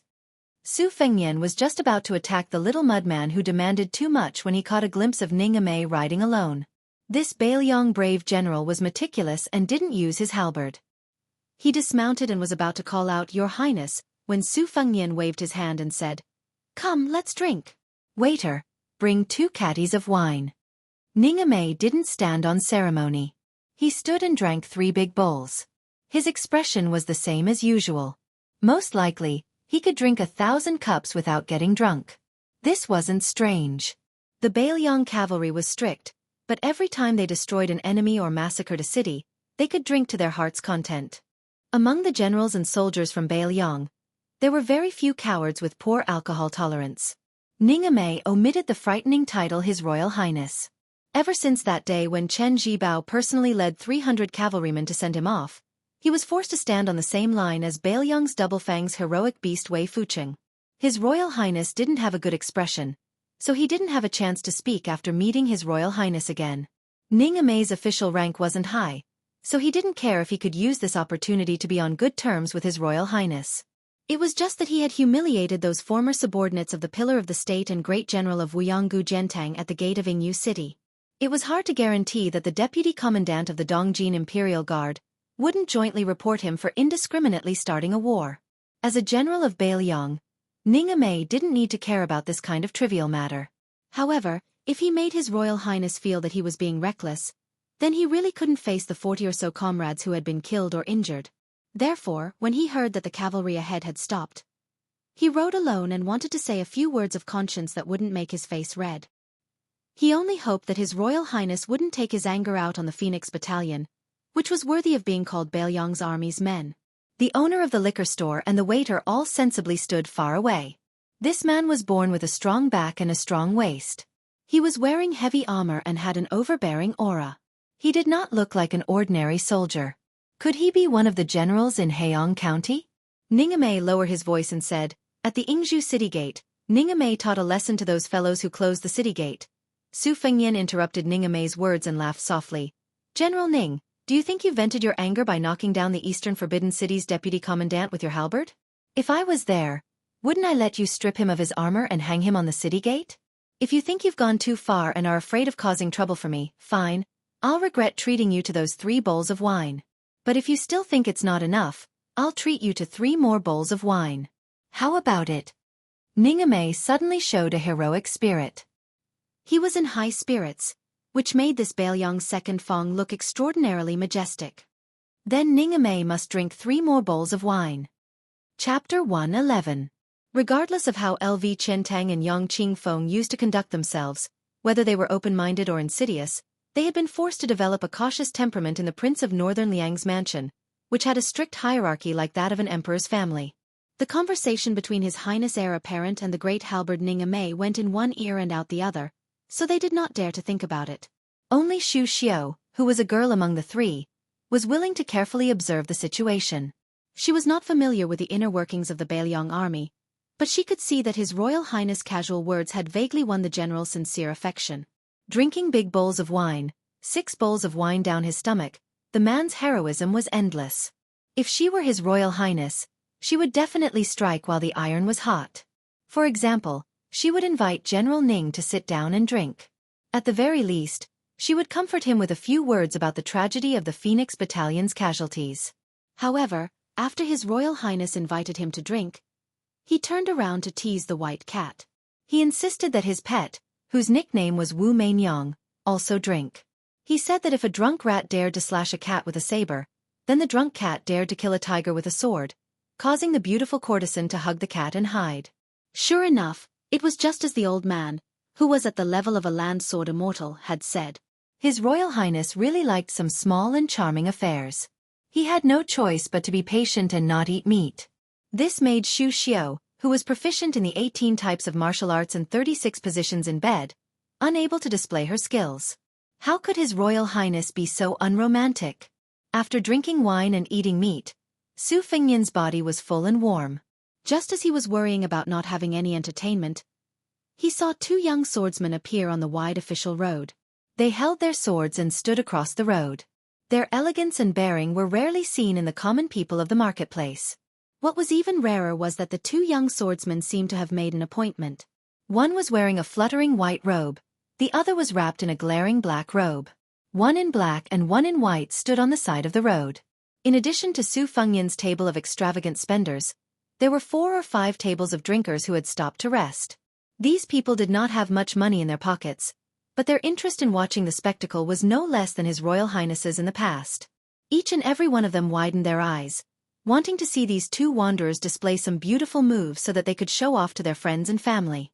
Yongzhou was not like Bailiang, where the folk customs were valiant and wanderers everywhere. Both the old and new provincial governors had vigorously banned martial arts within their borders. The current Yongzhou provincial governor, Tianzong, was Great General Gu's favorite disciple in the past. In the southern Han country, he was the first to obtain the first merit of crossing the river. Tianzong, who was a martial artist, was not the slightest bit lenient towards the younger generation. He had a group of 300 light cavalry specifically to deal with those scoundrels who played with spears and sticks. Once they were caught, they would ruthlessly deal with them. When they were thrown into prison, they would be whipped until their flesh was split open. If they were disciples of Jianghu sects, they would be investigated and punished. As a result, it was very difficult for Yongzhou to see the flourishing scene of the martial arts world 20 years ago. The 2 swordsmen fought until the sky turned dark and the earth turned dark. They exchanged blows back and forth, and the coordination of their sword moves was so seamless that it made the layman exclaim in admiration. Soon, the bored drinkers, who had their eyes widened, cheered and applauded loudly. Dust immediately flew up on the official road. A few carriages passing by stopped to admire the dazzling sword moves and sword momentum. Su Fengnian turned his head to look at the carefully arranged show. In the past, when he was in Bailiang, he was just a bystander and was happy to tip a lot of silver taels. Now that he had started practicing the saber, he had seen the fierce saber of the white fox face and the white-haired old man, and he had personally blocked countless sword moves of the Wudong sword maniac Wang Xiaoping, not to mention the 2 sword moves of the old god of sword Li Chungang. The 2 swordsmen's spirit was weak, and their crude sword moves were even more difficult to master. After watching for a while, Su Fengnian felt bored and asked with a smile, "Lu Qiantang, how many sword moves of yours can these 2 people block when they work together?" Lu Qiantang, who had been watching the tide and practicing the big sword and wholeheartedly forging the vigorous sword will, answered truthfully, "Not even 1 sword move." Su Fengnian looked at Yu Wei and joked, "These 2 people are waiting here, trying their best to swindle some silver taels from me. Their intentions are commendable. Look at their brand new clothes, they might have saved money from starvation. Moreover, Yongzhou prohibits martial arts very strictly. If they dare to compete on the official road, they must have some courage. Yue, do you think they should be rewarded?" It should be known that Yu Youwei's mother was the head of the sword servants of the late emperor of West Chu. Although she had only learned a little of the splendid sword dance, she had understood most of its spirit. Naturally, she was not interested in these 2 pretentious embroidered pillows. She shook her head and said, "Their sword skills are mediocre. They shouldn't be rewarded." Su Fengnian did not say anything. He picked up his wine bowl and drank a mouthful of wine. He was in a daze, which was a bit abnormal. On the official road, the 2 swordsmen saw that there was no movement here for a long time. When they heard that His Royal Highness was traveling in Liangzhou, they began to rehearse for a long time. They were about to use up all the moves they had practiced for a long time. It was inevitable that they were anxious. The white-robed swordsman was unsettled and accidentally forgot to follow the rehearsal sword move, injuring his opponent. As a result, the black-robed swordsman was also injured and began to fight with all his might. This inadvertently attracted the attention of the spectators who did not know what was going on. They were extremely excited. They only felt that this fierce battle was really exciting. There was even blood. How could such a soul-stirring competition between experts be compared to a common villager carrying a kitchen knife and a hoe? Some of the customers who were short on money and could only carefully count their copper coins to buy wine were willing to each order a few more bowls of apricot wine. Chapter 112. Su Fengnian did not go to watch the clumsy fight between the two poor wanderers. He only remembered a friend he met during his travels years ago. Apart from little Li, who was a generous acquaintance and confidant, only that fellow named Wen Hua was willing to travel with him. That fellow's parents seemed to have passed away early. After spending a few years with his brother and sister-in-law, he could not stand his snobbish sister-in-law's sarcastic remarks. In a fit of anger, he began to wander the Jianghu alone. To say that he was alone was not appropriate, because this pauper was so poor that he could only cut a wooden sword and hang it on his waist. How could he afford a horse? Although Wen Hua was poor, his ambition was boundless. He said that he wanted to find a famous master to practice a famous sword. He wanted to make a name for himself so that he could return home and bring glory to his ancestors. He wanted to obtain an expensive and good sword with sword benefits. Su Fengnian once asked him how he would deal with his sister-in-law when he returned home. This fellow replied that his sister-in-law was his sister-in-law after all. No matter how short-sighted he was, he could not really do anything to her. However, if by any chance he was successful, he could let his brother hold his head high and no longer have to endure his sister-in-law's anger every day. Every time this Wen Hua saw old Huang leading the skinny red horse, it was as if he saw a good sword. However, Su Fengnian was on tenterhooks, afraid that this fellow who had gone crazy from longing for a sword would really steal the horse and sell it for money. However, before they parted, no such mishap had occurred. Just as Wen Hua himself said, a sword would only be his own if he bought it with his own money.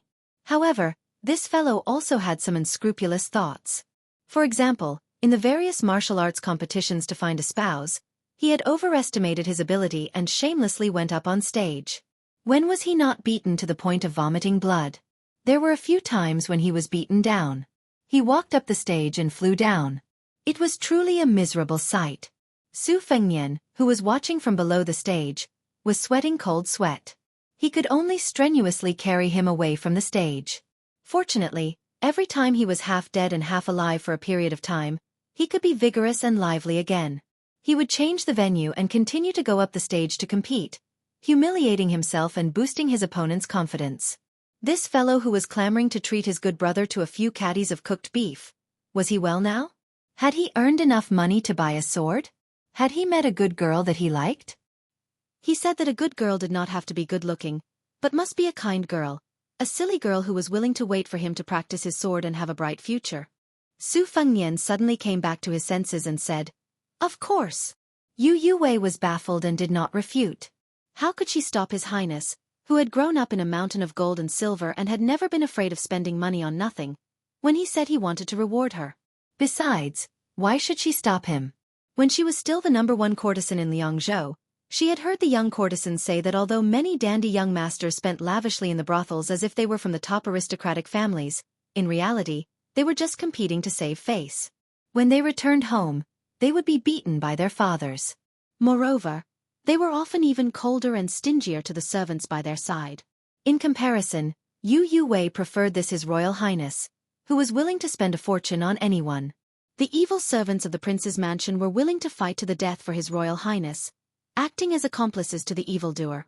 However, Yu Wei had privately heard a secret that when Su Fengnian was in danger and was about to be assassinated, several evil servants did not hesitate to use their bodies to block the sword. They faced death one after another without fear. As for the reason behind this, Yu Wei did not dare to investigate. Su Fengnian picked up the wine bowl and was about to drink. He raised the large white bowl in his hand and asked Jiang and I, "How much do you think I should reward them?" Jiang and I sneered. "It's not my silver. If you want to reward them, go ahead. Even 1,000 gold is fine." Su Fengnian said self-mockingly, "I didn't bring that much and I can't bear to. It's better to be frugal when going out. All right, round it up and give them 1,000 taels." Su Fengnian snapped his fingers. Blue Bird, who was most in tune with His Royal Highness, turned around and went into the carriage to get the banknotes. If it was 1,000 taels of silver, the two injured swordsmen would be so tired that they would vomit blood just by carrying them. If they went out and exposed themselves, wasn't that just seeking death? Did they really think that the world was peaceful and no one would pick up lost things? Jiang Ni, whose face was full of indifference, quietly turned her head. The little girl, who was not good at math, stretched out her fingers to calculate. If one hand wasn't enough, she added another small hand with calluses. After much difficulty, she calculated the result. Her face immediately fell. 1,000 taels, 1 copper coin per word.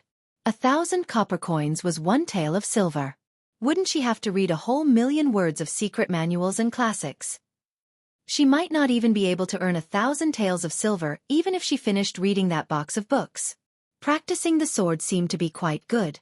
Didn't those two wanderers earn 1,000 taels with just a few bowls of wine? Jiang Ni, who was secretly calculating, sighed and muttered, "But practicing the sword is really hard." Raising her head to look at the old god of swords, who was once invincible in the world but only had one arm left, Jiang Ni felt that it was better to give up. Studying and earning money was good enough. The two swordsmen didn't hear the rumor that His Royal Highness had said, "It's a skill and should be rewarded." They were very disheartened. Moreover, they didn't even have the energy to drink milk in this competition, so the fighting momentum was inevitably weakened. They were suspected of having a strong start but weak finish. Those onlookers who didn't need to move their hands and only needed to move their mouths to drink wine couldn't see the knack. But how could they not see the difference in the intensity of the fight? Seeing that the two wanderers were getting more and more sloppy in their fight, they began to jeer and boo. On the official road, the two swordsmen, whose mouths were full of dust, had the urge to rush over and beat these bastards up. However, with the presence of the high and mighty crown prince, they could only suffer in silence. Indeed, as Su Fengnian had predicted, even their new clothes were bought on credit. Their swords, which were worth some money, were already in their possession. Otherwise, they would have lost everything and would not be able to face their confidants, who were eagerly waiting for them to go back and buy rouge and face powder. The heavens had opened their eyes. Blue Bird walked slowly, handing 2 stacks of 500 taels of silver notes to the young swordsman. One of them couldn't help but look at the beauty in front of him when he took the notes. His vision blurred and he flew backward, landing heavily on the ground. The other wanderer was shocked. He didn't care about exposing himself and hurriedly ran over to help his companion. He hurriedly took a small path to escape. Seeing this funny scene, Yu Wei couldn't help but smile. Su Fengnian didn't smile at all. He just lowered his head and drank a mouthful of wine. He said to himself, "Wen Hua, so what if you can't afford a good sword? I hope you can always carry this broken wooden sword and become famous all over the world. When the time comes, according to our agreement, you will treat me to beef and I will cheer you on." The old god of swords, Li Chuangong's expression changed slightly. Looking at His Royal Highness, who was acting a little strange today, the old man habitually tugged at his sheepskin coat and said softly, "Boy, find a time to fight with that Lu fellow. This old man will watch the show. It's more interesting than watching 2 idiots who don't even deserve to carry a sword fooling around." Su Fengnian, who was busy thinking about the promise he made years ago, didn't hear the old man's words clearly. He raised his head and asked in surprise, "What?" The old man, who had always been sarcastic to His Highness the Crown Prince, felt as if the sun had risen from the west. He said calmly, "I'll let you fight with the one surnamed Lu." Su Fengnian said in a low voice, "All right." Chapter 113. Of course, Lu Qiantang wasn't deaf. He heard that the old sword immortal senior wanted him to spar with His Royal Highness. Although it was mostly a manual job to slowly feed His Royal Highness, what he practiced was the tide-watching heavy sword. His attacks weren't as delicate and precise as other sword techniques. What if he injured His Royal Highness? Who would he complain to? Looking for the Pillar State, who was known for being protective of his own people, would be courting death. Talking to His Royal Highness about the principle that swords and sabers have no eyes? No matter how he looked at it, this His Royal Highness didn't seem like a master who was easy to talk to. Who knows, he might even be made to suffer along the way. Lu Qiantang lamented in his heart. "Forget it, I'll just deal with whatever comes my way. When the time comes, I'll just have to go all out. At worst, I'll just stand there and let His Royal Highness hack at me a few times." Xu Xiu, who had been told to get lost by Su Fengnian during the battle with the red-armored man, smiled. How about it? This time, it's your turn to be defeated, Lu Qiantang. You just had to learn swordsmanship. This old lady wants to see how you're going to deal with this. Xu Xiu lightly spat on herself. What old lady? This little girl is still young. How many girls in the world can still be as beautiful as me when they reach the age of 30? Pinching her face, her skin could even drip water. Xu Xiu, who hadn't been a witch for many years, was admiring herself. Su Fengnian had already stood up. Blue Bird paid the bill and gave a few extra taels of silver, making the wine stall overjoyed. Looking at the procession of horses slowly moving, the wine stall owner sat on an empty bench, weighing the taels of silver in his hand. It was rare for him to pour himself a bowl of apricot distiller's grains from the bottom of the wine jar. This thing couldn't be sold for a few copper coins, but it could relieve tiredness. The old doctor even said that it could cure rheumatism and frostbite. Some villagers who were bitten by snakes and bees had a habit of asking for some distiller's grains to cure themselves. The shop owner raised his head and looked at the 3 dusty words on the banner, thinking that he should take it down and clean it properly. Just as he was thinking about this small matter, he felt the ground tremble violently. Turning his head, he saw a general holding an unfamiliar huge weapon, leading over 100 cavalrymen charging past. The innkeeper rubbed his eyes. He was not mistaken. It was the heavily armored general who had been extremely respectful in front of the elegant young master. He had seen the Yongzhou army's appearance from afar a few times, and it was already shocking enough. However, the cavalrymen in front of him were even more majestic and sharp. Other than the burly general at the front, all of them were riding fine horses and wearing light armor. Each of them was equipped with a standard Bailiang saber and carried a crossbow on their backs. The innkeeper could vaguely recognize that saber. During the Spring and Autumn War, the reputation of this killing saber had long spread throughout the world. In the early days of the dynasty, countless people were proud of obtaining a Bailiang war saber. Later on, the imperial court issued a decree forbidding anyone other than Bailiang soldiers from carrying such a saber. Otherwise, they would be punished for violating the law. Only then did this turbulent trend gradually die down. Damn, which one of the children in Yongzhou's mink fur coat could have 100 elite cavalrymen following closely behind them? Was it a descendant of a general from Bailiang who came to Yongzhou to play? However, Yongzhou had clearly been competing with Quanzhou and Liangzhou for the past few years. This was something that even a commoner like him was well aware of. How could a dandy from Bailiang have the boldness to mobilize an army to gallop within Yongzhou's borders? Wasn't this forcefully slapping our provincial governor Tion's face? The innkeeper carefully put away the silver pieces. With one hand, he protected the half-empty bowl of white wine. He raised his other hand and waved it to disperse the dust. After thinking for a while, he still could not figure out the background of this gentle and elegant young master. In short, he was an important figure that he had never seen before in his life. The innkeeper waited for the dust to dissipate before raising his bowl and drinking a mouthful of distilled grains. He sighed emotionally and said, "This young master's family background is truly impressive. When I get back, I will have a good talk with my wife who has never seen the world. Sigh, it's a pity that he's not from our Yongzhou. Otherwise, I would have some face to talk about him with others." Yuan Meng, who once fought alongside Ning Amei in the heavy rain against that terrifying red-armored man, was a military officer from a mid-tier noble family in Bailiang.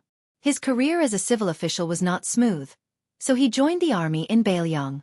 Since young, he had learned martial arts from a reclusive martial arts instructor who had retired from the Jianghu. Yuan Meng's spear techniques were imparted to him. Although he could not compare to Xiao Tu, who was taught by the spear immortal Wang Xiu from the northern lands, he could still be considered a valiant general who could take charge of an area on his own. To be honest, it had only been a day since he left Bailiang, but he had already lost dozens of his brothers. This made Yuan Meng, who viewed his soldiers as his own hands and feet, so angry that he wanted to vomit blood. What was even more depressing was that he could not show this grievance on his face. He did not dare to speak irresponsibly to His Royal Highness. The funny thing was that Yuan Meng and Great Halberd Ning Amei's military rank were actually the same, secondary rank 6, a position that was neither high nor low. However, Yuan Meng was sincerely convinced by General Ning. Bailiang's 4 fangs were obviously inferior to de Zhugua's 6 foster sons. However, in the Bailiang army, the 6 leading generals held high positions and power, so it was inevitable that they would not be able to reach them. The Four Fangs Tiger generals, on the other hand, were easier to see with their own eyes. On the battlefield at the border, they could be seen during celebrations and drinking. In Yuan Meng's opinion, General Ning was the most trusted of the Four Fangs. Every time he broke through enemy lines, he would lead the troops, just like de Zhu Gua. When he returned to his tent, he was amiable and approachable. He was much easier to get along with than Jian Xiongzhao, who had a bad temper and was prone to whiplash. Especially in the small Heiyang County, General Ning used his halberd to knock down the Eastern Forbidden City's deputy commandant who did not have eyes. This was the valiant general of Bailiang. Ningame suddenly raised his halberd and stopped his horse. He turned around and laughed loudly at all the light cavalry. His Royal Highness told me when we were drinking that if he was at the Yingliang city gate that day, he would strip that Eastern Forbidden City's deputy commandant naked and hang him on the city gate. Yuan Meng was startled.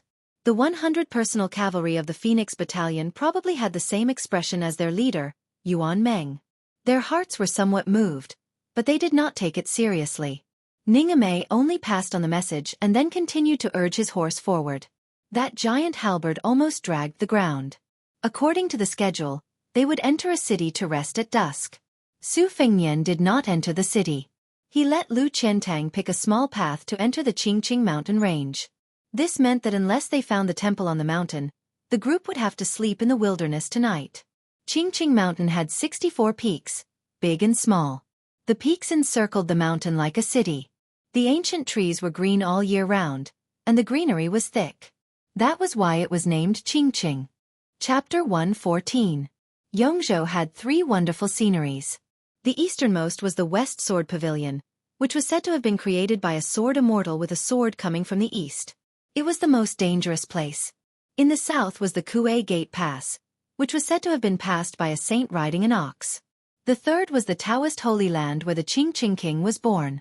It was originally a paradise of the 9 Pecks of Rice sect, but the verdant gazelle palace master, who was bestowed to the Qingqing king by the old emperor, was a Taoist priest from the Dragon and Tiger sect. He had taken over the 9 Pecks of Rice sect and expelled all the 9 Pecks of Rice sect, leaving only the verdant gazelle palace. Therefore, the number of incense in the Qingqing mountain decreased sharply every year. It was much more deserted than the other famous mountains, which was really inconsistent with the Qingqing mountain's reputation. Misfortunes never come singly. There were fewer visitors, but there were more bandits occupying the mountain and calling themselves kings. Groups of stragglers and wandering soldiers were untraceable, and they often called themselves kings together with the Qingqing king. It was very troublesome for the government to exterminate them. Even if there were a lot of old hunters willing to take the risk to lead the way, they often failed. After several twists and turns, the county governor saw that the verdant gazelle palace master did not appreciate the kindness and even turned the tables by saying that the government was stirring up trouble and was noisy on this quiet place. He was even more unwilling to waste money and manpower, unless it was a high-ranking official who had nothing better to do and came to Qingqing Mountain for sightseeing. Unfortunately, they were robbed and forced to send troops into the mountain. The government was waiting for Qingqing Mountain to become a dead mountain and a dead city. They wanted to see how the Qingqing king, who only had a title, could maintain the incense. When His Royal Highness changed the itinerary, the old Taoist priest, Wei Shuyang, was quite emotional. When he was young, he lived on a peak in the back of the mountain. However, he was not the kind of person who admired Taoism when he was young. After all kinds of discouragement, he became a Taoist priest. He had some feelings for Qingqing Mountain, but not deep. He was very angry about the Qingqing king's expulsion of the 9 Pecks of Rice sect.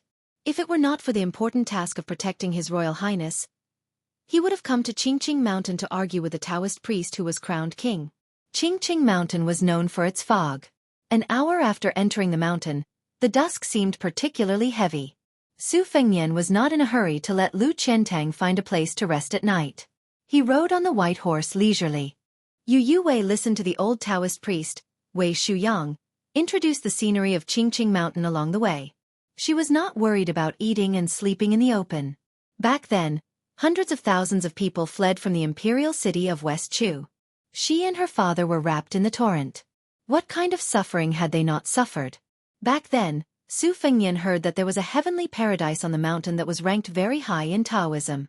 That was why he left the mountain on the official road. In the end, in broad daylight, he encountered a group of bandits who cut the path. One ran while the other ran. It was really embarrassing. As Su Fengnian thought about it, the corners of his mouth curled up. If he did not know that old Huang was Jianjiu Huang, he probably would not have known that this guy with missing front teeth who loved drinking yellow wine was a master. At that time, Su Fengnian was riding on horseback, but old Huang was carrying his luggage and running wildly under the horse. He was not slow at all. If he was an ordinary person with a thin and weak body, how could he have the strength to run half the mountain with a horse? Why did he not think of it at that time? Su Fengnian came back to his senses. Relying on his memory, he looked at the familiar scenery and said with a smile, "Lu Qiantang, 1 li up the mountain, there is an abandoned Taoist temple. Go and investigate it first." Lu Qiantang accepted the order and left. The mountain was dark and wet, and Yu Yuwei was a little cold. She hugged Wu Mainyang tightly. Su Fengnian glanced at her and said gently, "Tonight, you and Jiang and I will sleep in the carriage." Yu Yuwei's expression was complicated. She lowered her eyes and looked at Wu Mainyang, who raised her head. Not long after, Lu Qiantang returned and said respectfully, "Reporting to your highness, there is indeed an abandoned Taoist temple. There are no miscellaneous people." Su Fengnian nodded. He turned his head and ordered Yang Qingfeng, "Go and catch some game." Yang Qingfeng's figure jumped and disappeared into the dense forest. The horse continued to move forward meekly. The Taoist temple was still the same Taoist temple. It was just that it was even more dilapidated than before. Lu Qiantang picked up some firewood and started a fire in the courtyard. Tonight, the three of them naturally had to take turns guarding the temple. If Xu Xiu was unwilling, Lu Qiantang would not haggle over such trivial matters. The pillar of Degua was too lazy to say which of the 3 retainers of the prince's mansion was higher or lower. His Royal Highness also did not say anything. It was as if he wanted the 3 of them to compete on their own. As for who was stronger and who was weaker, it was hard to say. Lu Qiantang was 100 times more confident in the scarlet cloud sword in his hand. However, he was not blindly conceited. Against the red-armored talisman general, Xu Xiu's internal energy could not be underestimated. Yang Qingfeng's treacherous methods were even more unpredictable. Taking a step back, so what if they competed? The maidservant that His Royal Highness called Bluebird made her move today had already shocked him. Yang Qingfeng caught several pheasants and wild rabbits. He was even carrying a wild muntjac. However, His Royal Highness was only interested in the pheasants. He smiled and said, "This is a specialty of Mount Qingqing, white fruit pheasants. They grow by pecking on white fruits. The fragrance of their meat is even more excessive than that of the muntjac. You'll know when you taste it." The premise is that this Shitzi is able to control his mouth and not swallow it all. There was a clear spring at the back of the Taoist temple. Bluebird and Su Fengnian, who had been ordered around by him, skinned and washed the pheasants together. In order to plan for the long term, Su Fengnian had Bluebird teach him step by step how to control the heat of the ginger, which could even scorch a roasted goose. Su Fengnian sat on the steps. The 2 long and short sabers embroidered with winter and spring thunder were stacked on top of each other on his lap. Yu Yuwei, who did not bring many personal belongings with her, did not want to sit on the ground and dirty her clothes. Holding Wu Mainyang, she stood next to Su Fengnian. On the other hand, the old sword god was lying on his back on the highest step, using a blue stone he had casually picked up as his pillow. Yang Qingfeng was feeding the horses outside the courtyard. Xu Xiu and Lu Qiantang were standing guard at the entrance to the courtyard, one on the left and one on the right. Su Fengnian waited for the delicious food to enter his mouth, then turned his head and pointed to a towering mountain in the distance, saying softly, "On the top of that mountain is the Qingyang Palace. On a clear night after the rain, you can see the wonders of thousands of lanterns facing the heavenly court. But I have only heard about it from Huang, and have never seen it with my own eyes. Years ago, I was robbed at the foot of the mountain and almost died of exhaustion. In a panic, I rode a horse into a forest path and was knocked down by a low-hanging branch. So I was tied up and brought here with Huang.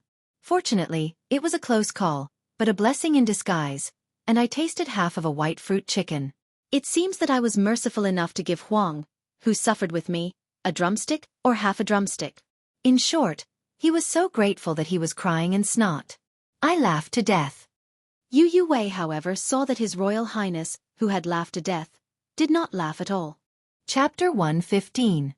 While they were eating, Su Fengnian and Wei Shuyang each talked about some strange anecdotes of Mount Qingqing. Yu Yuwei listened attentively while the old god of swords just wolfed down his food. Although Zhang and I was quite fond of Mount Qingqing, he said that there were many celestial mountains in western Shu. Just Mount Amei, which was higher than the West Pole, was enough to suppress all the famous mountains in the world. Su Fengnian, on the other hand, said that there were continuous snowy mountains in western regions that were higher than both Mount Amei and Mount Qingqing. It was just that scholars and poets did not have the ability to see it with their own eyes.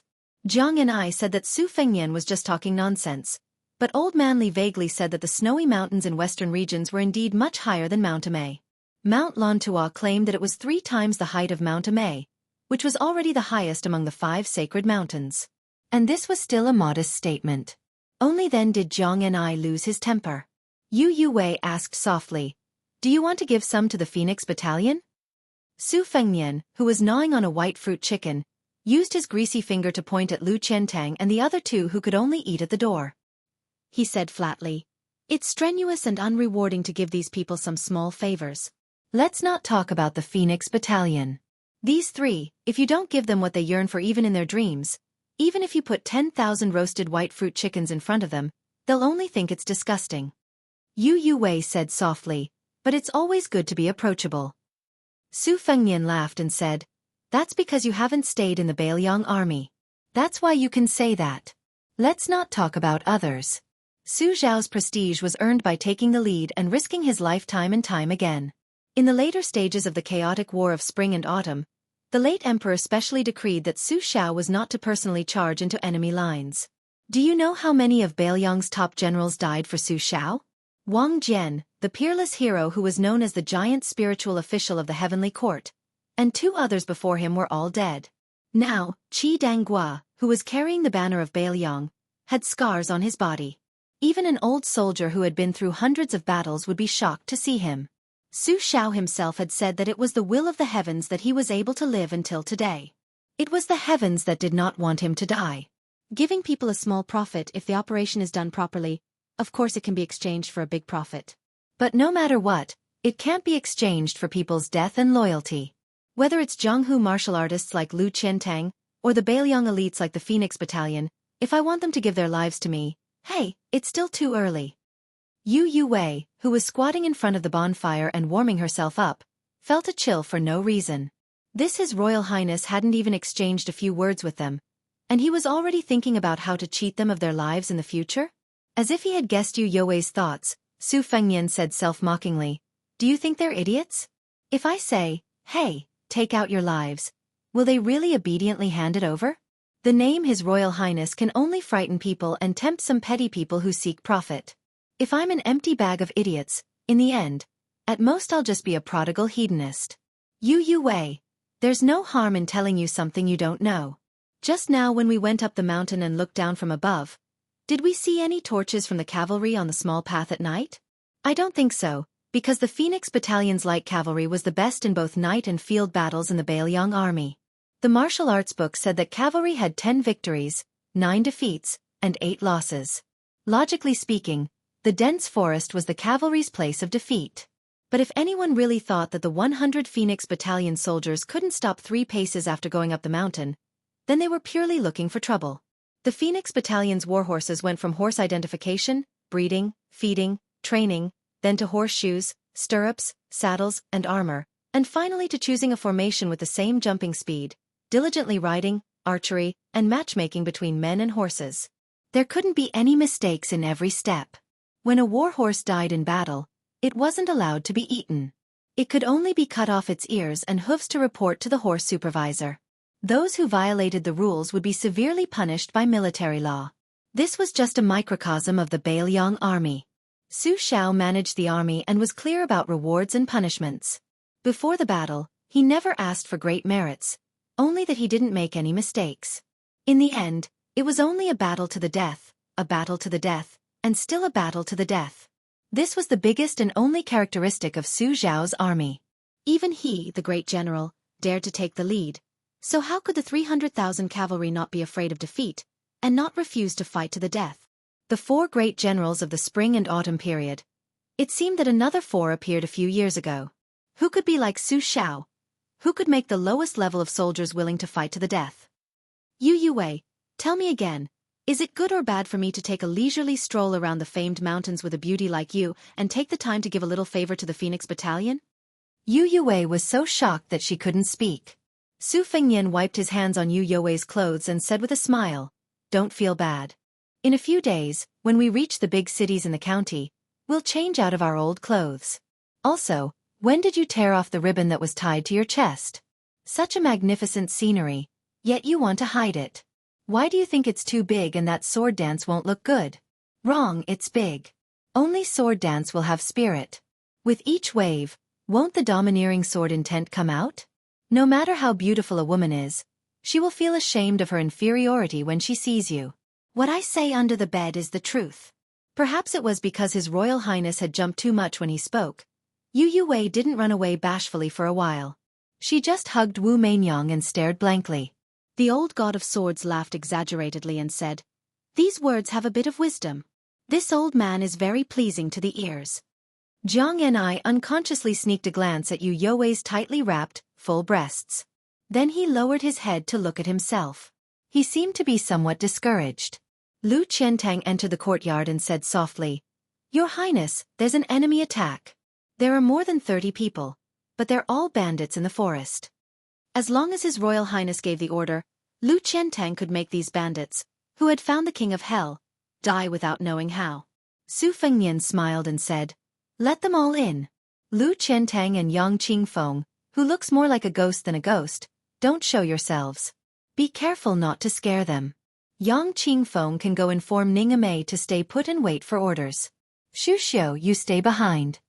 More than 10 burly men noisily rushed into the courtyard. The remaining half could only squeeze at the door and look around. They had all followed the light of the fire. Nowadays, it was rare for them to encounter a big fat sheep. There were very few pilgrims, but today's group simply made them laugh. They widened their eyes and looked over. They almost all swallowed their saliva at the same time. The young nobleman sitting on the steps in the middle looked like the son of an official. At the very least, he was a child from Yongzhou.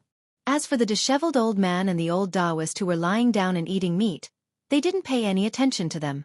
However, the remaining people were all stunning beauties. The plump lady holding the white cat had a very good figure. Even a fairy couldn't compare to her. The little girl dressed as a servant girl who was roasting meat had an even more beautiful face. Her legs were closed together in an alluring manner, leaving no gap. Young chick. In front of him stood an older lady who looked like a vixen. What was a scholar saying? That's right, charming. At the door, the men who were slightly weaker, so they waved flags and shouted battle cries instead of rushing to kill and rob, were about to go crazy. They pushed and shoved with all their strength. The shorter ones began to jump around, hoping to take a few more glances. How could such a beautiful and delicate lady withstand a few rounds from the first and second masters? Would it be their turn to have a taste? The 3 people in the courtyard had never been lucky enough to see her in their entire lives, let alone touch or even press her down. If the masters of the house took her as their mistresses, wouldn't they be done for? If it weren't for the nobleman from a rich family, the ox-nosed Taoist priest, and the skinny old man who wore a sheepskin fur coat, they would have thought that a fairy had descended to the mortal world. The first master, who was holding a pair of rusty Xianhua axes, sneered and said, "Don't you know the Yinyang Pavilion on Mount Qingqing?" Su Fengnian looked ignorant and said, "I know. Under the pavilion is the world of the living, and under the pavilion is the world of the dead. The climate is completely different. In the past, when I was in this Taoist temple, I heard people say that even if there was a thunderstorm under the mountain, it would still be sunny on the mountain." The second master was a wretched man who looked like a monkey and was even skinnier than the old god of swords. He was born to be irritable. He jumped forward and reached out to touch Xu Xiu's chest with his dirty claws. Poor Xu Xiu didn't know His Royal Highness's intention. She could only pretend to be frightened and took 2 small steps back, just in time to avoid the monkey's vomiting hand. Unfortunately, Xu Xian was the outsider with the least status in this courtyard. She was so close to them that not only did she smell the sweat of this group of bandits and barbarians, she also smelled the terrifying armpit odor of that skinny monkey. Looking at His Highness the Heir Apparent, Xu Xian felt a little helpless. She could only hope that His Highness the Heir Apparent would stop playing with cats and monkeys as soon as possible. She was really unwilling to stand in the same courtyard as them. She did not lose some of the witchcraft that she had to be proficient in as a witch in her previous life, so it was really easy for her to deal with them until they wished they were dead. She threw some of the specially bred 5 poisons into their abdomen, nibbling away at their internal organs bit by bit, or reversing their meridians until their entire body boiled and exploded. Weren't their minds filled with obscenity? She had a kind of aphrodisiac with her, but she did not use it on them as a kind of bodhisattva. Instead, she threw it to wild beasts like the Bear King and the Monkey King. Su Fengnian hugged Yu Wei and rubbed his stubbled chin on her smooth cheek. He asked with a smile, "Then are you robbers?" When this naive question came out, even Jiang and I felt embarrassed. Chapter 116. Su Fengnian looked at Auntie Shu, who was trying her best to suppress her killing intent and pretended to be shy and flustered. She was an old lady in her 30s, so it was not wrong to call her auntie, right? Su Fengnian did not kill according to her wishes. He still held Yu Youwei's small waist, which was soft and smooth to the touch. In terms of waist slender, Jiang and I was not inferior to Yu Youwei in his arms. However, Su Fengnian was lucky enough to see Yu Youwei's chest on the bed. In comparison, her small waist seemed to be very small. Su Fengnian just pointed at Shu Xiao and teased, "Heroes, if I hand over this beauty and let you love her, will you let us go?" The headmaster, who was holding 2 Xianhua axes and wearing a tiger fur coat, glanced at Shu Xiao. Usually, with such a rare beauty in front of him, everything would be easy to deal with. However, a man who is not content is like a snake trying to swallow an elephant. The other 2 in the courtyard were obviously more delicious than the one closest to him. Even the most beautiful and arrogant Taoist nuns in the Qingyang Palace were not half as good as them. The headmaster had been on the mountain for 2 months and he was about to suffer internal injuries from holding back his evil desire. He was just short of finding a female monkey to have fun. The county governor went into the mountain to kill people every time, but there were many wanted posters of the big and small mountain kings in Qingqing posted in the county. He was one of them, so he could only risk being beheaded and occasionally disguise himself as a villager to relieve his lust in the city. Therefore, the first master, who could not wait to tear apart the girl's clothes to reveal their fair skin, spat out a mouthful of thick phlegm and viciously cut the girl holding the white cat. He loved this girl the most. Although the face of the female servant who was roasting meat was more beautiful, she was still a girl. She still needed to have more meat to withstand the whip of the big axe under her grandfather's crotch. The first master, who shared the good fortune, pointed at Yu Youwei with an axe, turned his head and said with a smile, "This one belongs to me. No one can touch her. As for the rest, do as you see fit. Remember, don't torture her to death. Wash her clean and send her to my room." The third master was a down-and-out scholar. He had a belly full of evil tricks. In the beginning, he had tricked a girl to use the pretense of burning incense in Mount Qingqing to force himself on her in a sparsely populated place. Although he was careful, there was a careless mistake and he bumped into this group of bandits. He immediately sent the girl to his mouth with both hands. In a fit of anger, he became a bandit and gave advice to the 2 masters. Later, the girl could not bear to be humiliated one after another and hanged herself to death. Because he had not played enough, he was so angry that he did not even let go of the corpse. Taking advantage of the warm body, he tossed and turned for the time it took to burn a stick of incense. Even the first master and second master were endlessly impressed. In a moment of happiness, they made him the third master. The third master stared at Jiang and I and said with a gloomy smile, "This little sister belongs to me. I will take her back and train her well. Don't be afraid. I am a cultured person who has studied. I know how to dote on people." Only Shu Xiao was left. The skinny second master sourly said, "That year, the girl who was tricked into going up the mountain died. She was thrown down the cliff to feed the wild dogs." Su Fengnian snapped his fingers and asked, "I remember that this used to be Old Man Meng's territory. How come it changed to you guys?" The first master said with disdain, "That trash who did not even dare to kill people has long been driven away. Don't talk nonsense. Come out and accept your death. It is only a matter of Grandpa's axe." Su Fengnian let go of Yu Youwei and stood up with his saber. The first master looked at this posture and was stunned for a moment. Then he laughed wildly and said, "Boy, you still dare to play with your saber in front of Grandpa?" Su Fengnian lightly jumped down the stairs. His movements were graceful and untainted by smoke and fire. It was obvious that his inner strength was not ordinary. Seeing that the head of Xian Hua's flower axe was a little dumbfounded, He kindly reminded him, "Look behind you."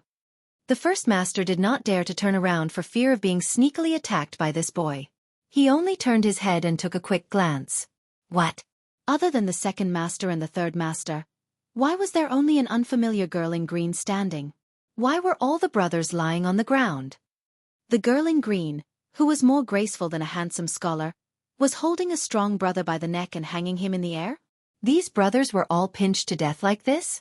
The expressionless girl in green loosened her grip, and the dead brother fell limply to the ground without making a sound. Xu Xiao, who had been waiting for this moment until the end of time, shot out a kick.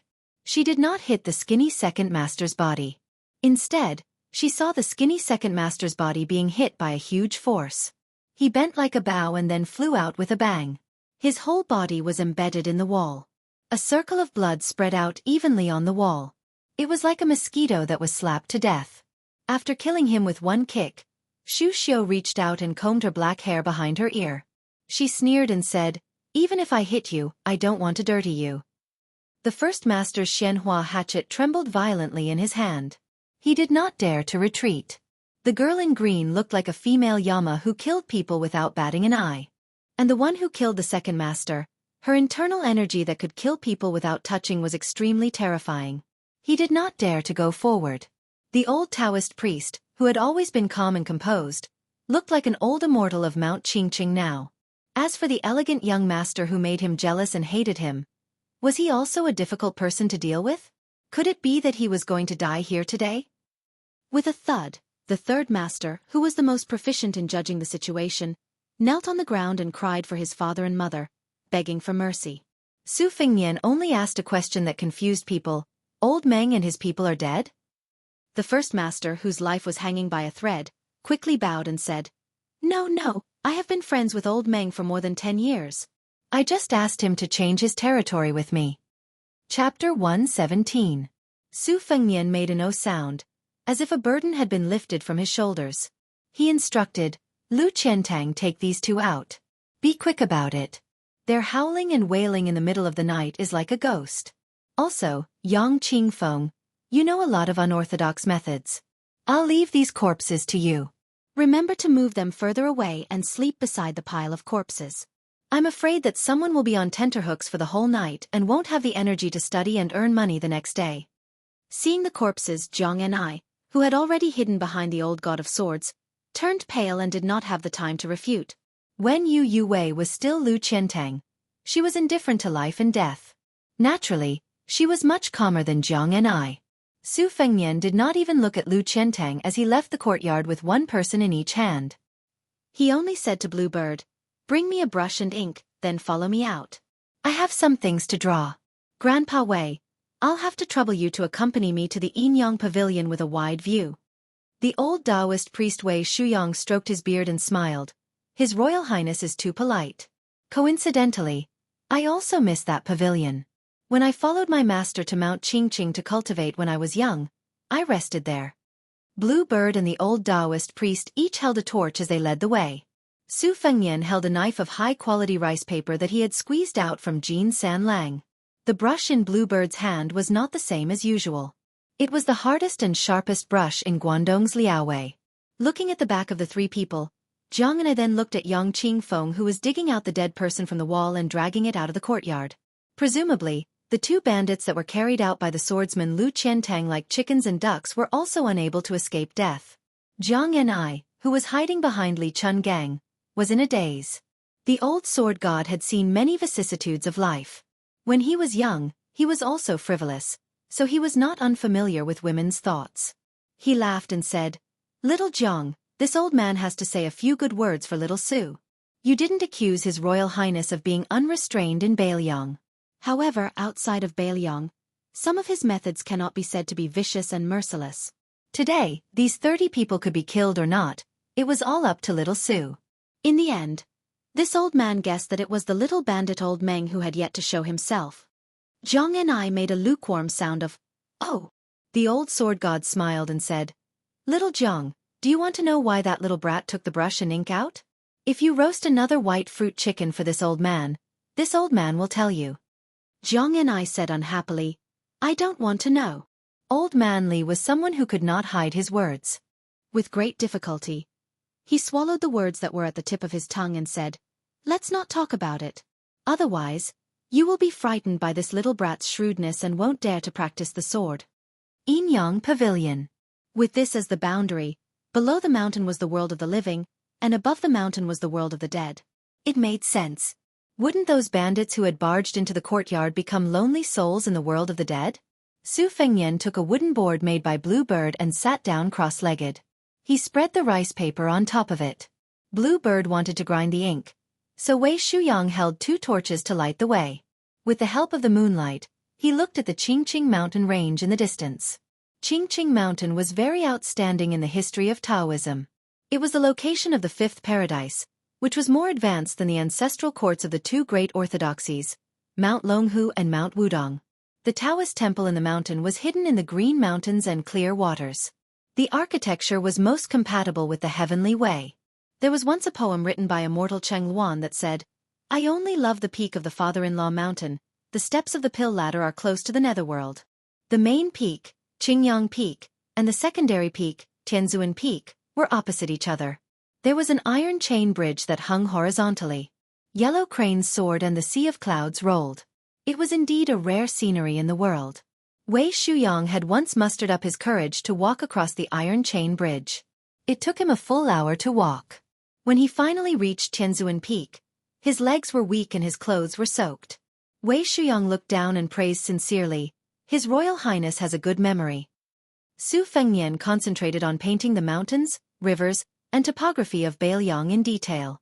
He was even more accurate than the senior officials of the geography department. Even a knowledgeable old man like Wei Shuyang was dumbfounded. His Royal Highness painted for an hour and changed more than 10 sheets of rice paper. Finally, he painted Mount Qingqing.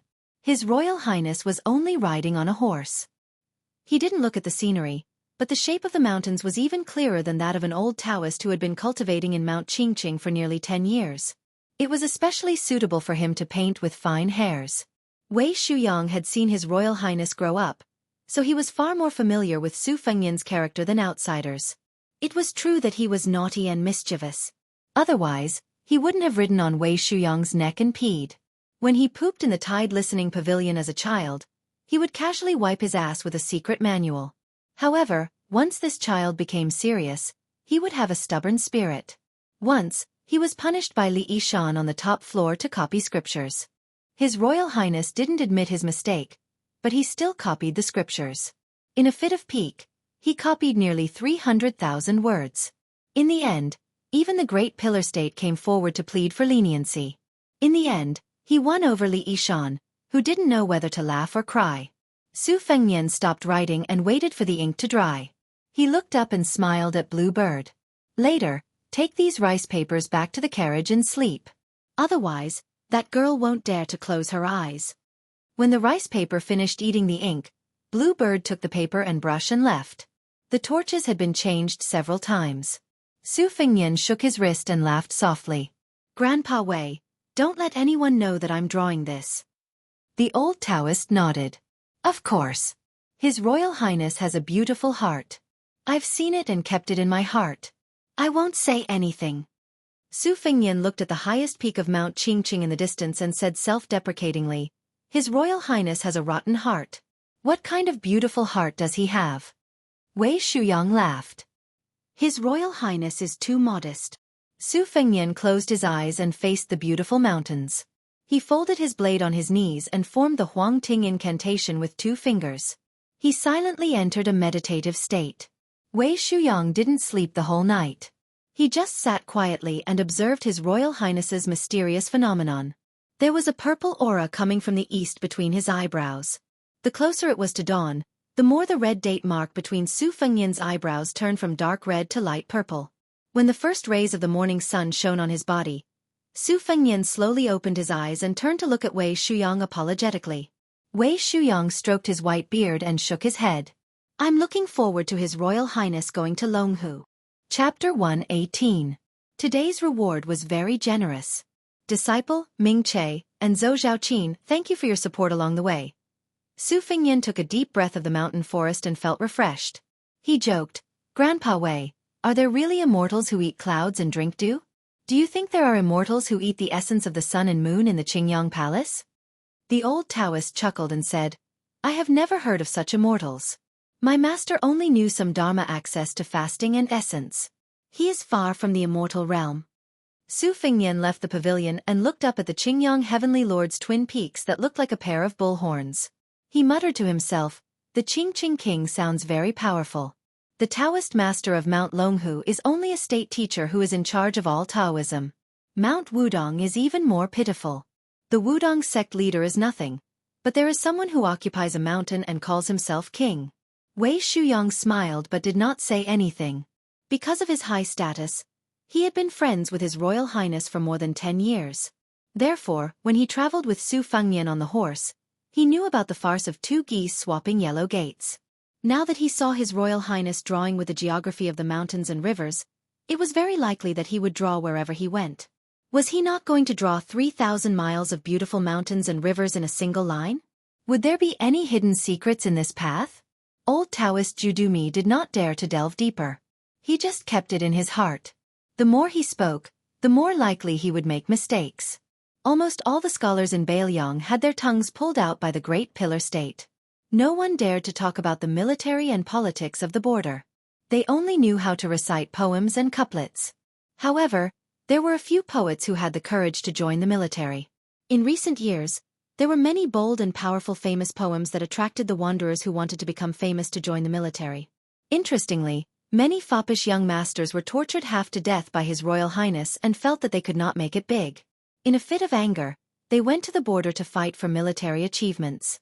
At least there was no His Royal Highness to suppress them at the border. In the Taoist temple, Su Fengnian saw the haggard Zhang Ni with red and swollen eyes. He could not help but smile. This girl's courage was not worth mentioning. Her only magnificent feat in this life was to kill him, right? Yu Wei slept much more soundly. Her eyes were clear, as if she had understood some things that she did not understand in the past. Her gaze toward His Royal Highness was much clearer and less cloudy and gloomy from her self-reproach. Su Fengnian could not be bothered with these minor details. He ate his breakfast carelessly and found the old god of swords, who was standing with his hands behind his back. The old man was staring at an old couplet with blurry handwriting. Su Fengnian lowered his voice and said, There are some new things in the box of books in the carriage. If you have to escape in the future, I'll have to trouble you to bring the box along with Zhang Ni. The old god of swords said lazily, It depends on this old man's mood. Su Fengnian secretly bared his teeth. Seeing that the old god of swords was going to watch him and Lu Qiantang exchange blows, he did not criticize the old man for being a hero past his prime. Su Fengnian couldn't help but grimace when he saw the old man, who used to be one of the top figures in Jianghu, stretch out his arm to scratch his crotch. Old sword god Li, Grandpa Wei said that you used to be single and unrestrained in Jianghu, and that no one could compare with your green robe and sword. There were also countless outstanding women who had unrequited love for you. But you are acting like this now. Is it true that you didn't come from random flattery? It was indeed wise not to tell Grandpa Wei that this old man was Li Chungang. As soon as the old man scratched his crotch, he stretched out his hand to brush his yellow teeth. His teeth were stained with shredded meat from the meat he ate last night. He gently flicked it away. Su Fengnian, who had seen everything, silently walked away, cursing in his heart, F***ck this earth sword immortal. Following the road around the mountain, they passed by the 2 peaks of the mountain gate of Qingqing and arrived at the mountainside of Canopy Peak. From the 2 sides of the dense forest came a burst of noise mixed with cursing and pushing. The sturdy LV Qiantang stopped his horse and squinted his eyes to look. This man with a huge sword, red afterglow, sat upright on a tall and sturdy horse. Looking at the group of His Highness the heir apparent from the layman's perspective, the swordsman LV Qiantang might only be slightly weaker than the halberd Ning Amei. This burly swordsman from Dongyue was undoubtedly able to intimidate the little rats. Lu Qiantang saw a thin and weak young man with a yellow face being pushed out of the forest and stumbling on the road, falling flat on his face. However, this young man did not speak to Lu Qiantang's group of people. Instead, he turned around and scolded, Lu Reed, I'm not going to let your wife off tonight. Why did you push me? I don't have the strength to climb the wall to see you lying on your wife's body. You could have pushed anyone else, but you pushed me out. Let's see if I don't expose the fact that you touched a big girl's breasts in the market last month. Lu Qiantang looked at him coldly and slowly drew out his giant sword. A hoarse voice sounded in the dense forest. "Little bastard, are you looking for death? Why aren't you running? The wind is strong, let's go." It seemed that this group of robbers was much weaker than those from last night, but their eyesight was much better. The most amusing thing was that the young man stared dumbfoundedly at Yu Wei, Shu Xiao, and Blue Bird. Before he ran away, he shouted at the top of his lungs, "Sisters, you're even prettier than the immortal ants of Qingyang Temple." Yu Wei raised the corner of her mouth. This little thief was much cuter than those unlucky villains from yesterday. His Royal Highness rode out and slapped Lu Qiantang's hand with the embroidered winter saber. Yu Wei was very surprised, but it was a kind of joy from the bottom of his heart. His Royal Highness carried the embroidered winter saber on his shoulder and laughed. "Little Hawthorn?" The young man was about to run into the dense forest, but he suddenly stopped and looked back at the strange young man on the horse. He only felt that the young man looked familiar, but he didn't know such a rich young man. "What? Oh my God! Did I get on the list of bandits in the city? It can't be. We have the lowest status among the dozens of bandits in Mount Qingqing. Even the head Meng was not qualified to have his portrait posted on the city wall." Because of this, the head Meng was very angry. He always said that he was the first bandit king of Mount Qingqing. Why didn't he get on the list? "My old Meng has also kidnapped several wives and daughters of officials in the county. Didn't he just let them go after taking some money? Did he look down on us?" The young man, who was nicknamed Little Hawthorn by His Royal Highness, was stunned for a moment. He stared at him for a while and then said uncertainly, "Su Fengnian." His Royal Highness narrowed his eyes and pursed his lips. Shu Xiao, who was very picky, was dazed for a moment. His Royal Highness was really charming. Not to mention a mature woman in her 30s like her, it could be said that women between 10 and 80 years old would be attracted. Su Fengnian jumped off the horse and smiled.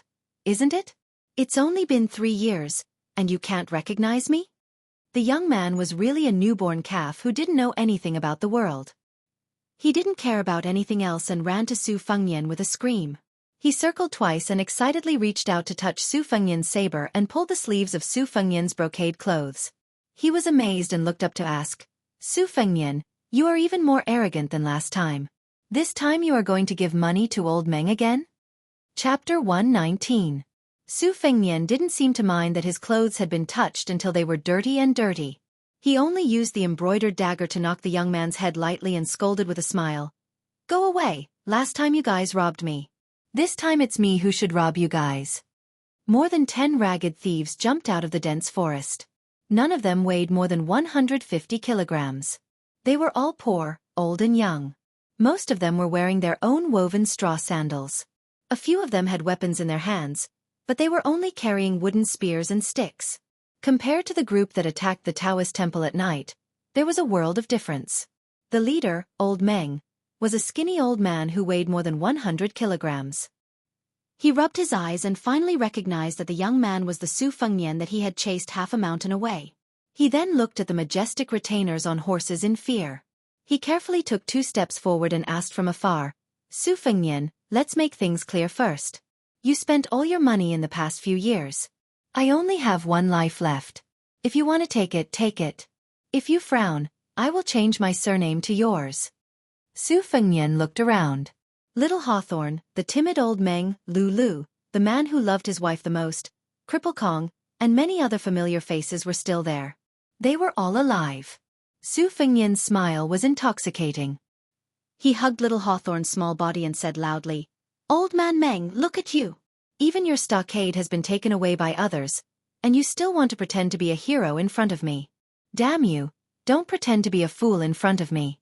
Go, pick a place near the water and I'll take you guys to eat your fill."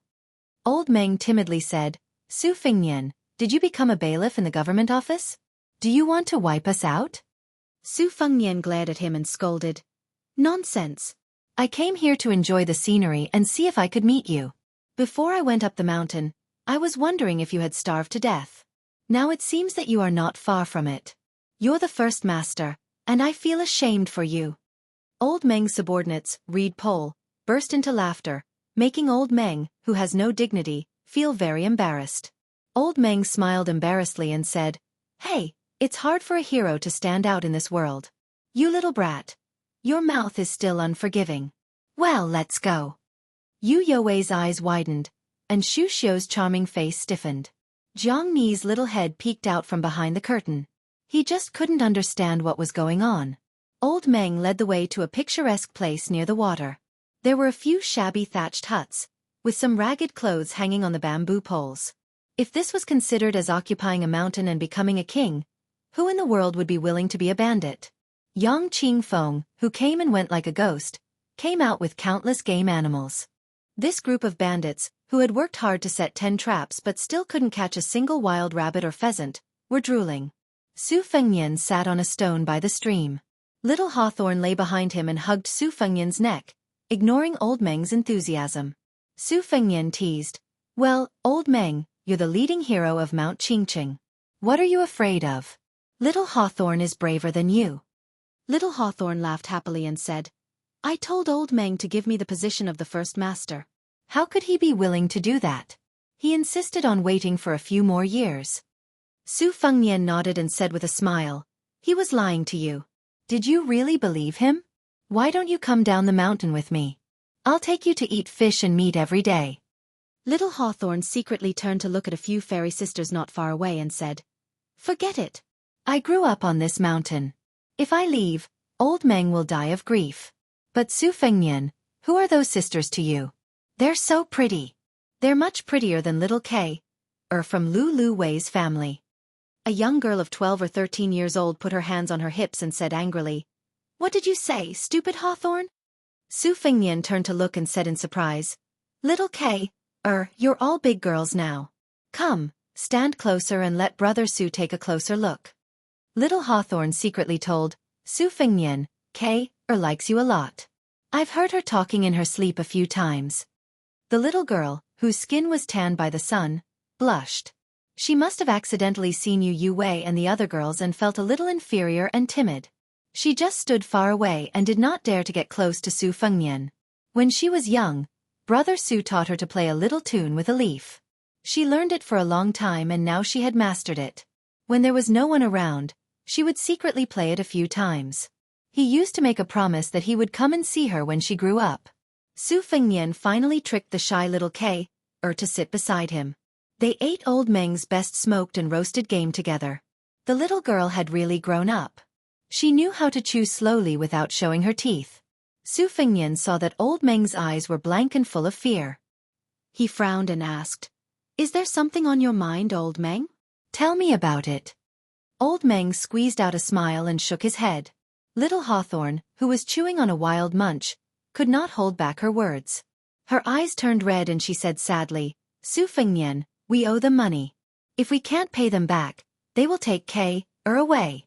The last time they came, they tore down our house and said that if we can't pay them back in 2 days, they will make Kay their maid." Su Fengnian smiled and said, "It's okay, I'll help you pay them back.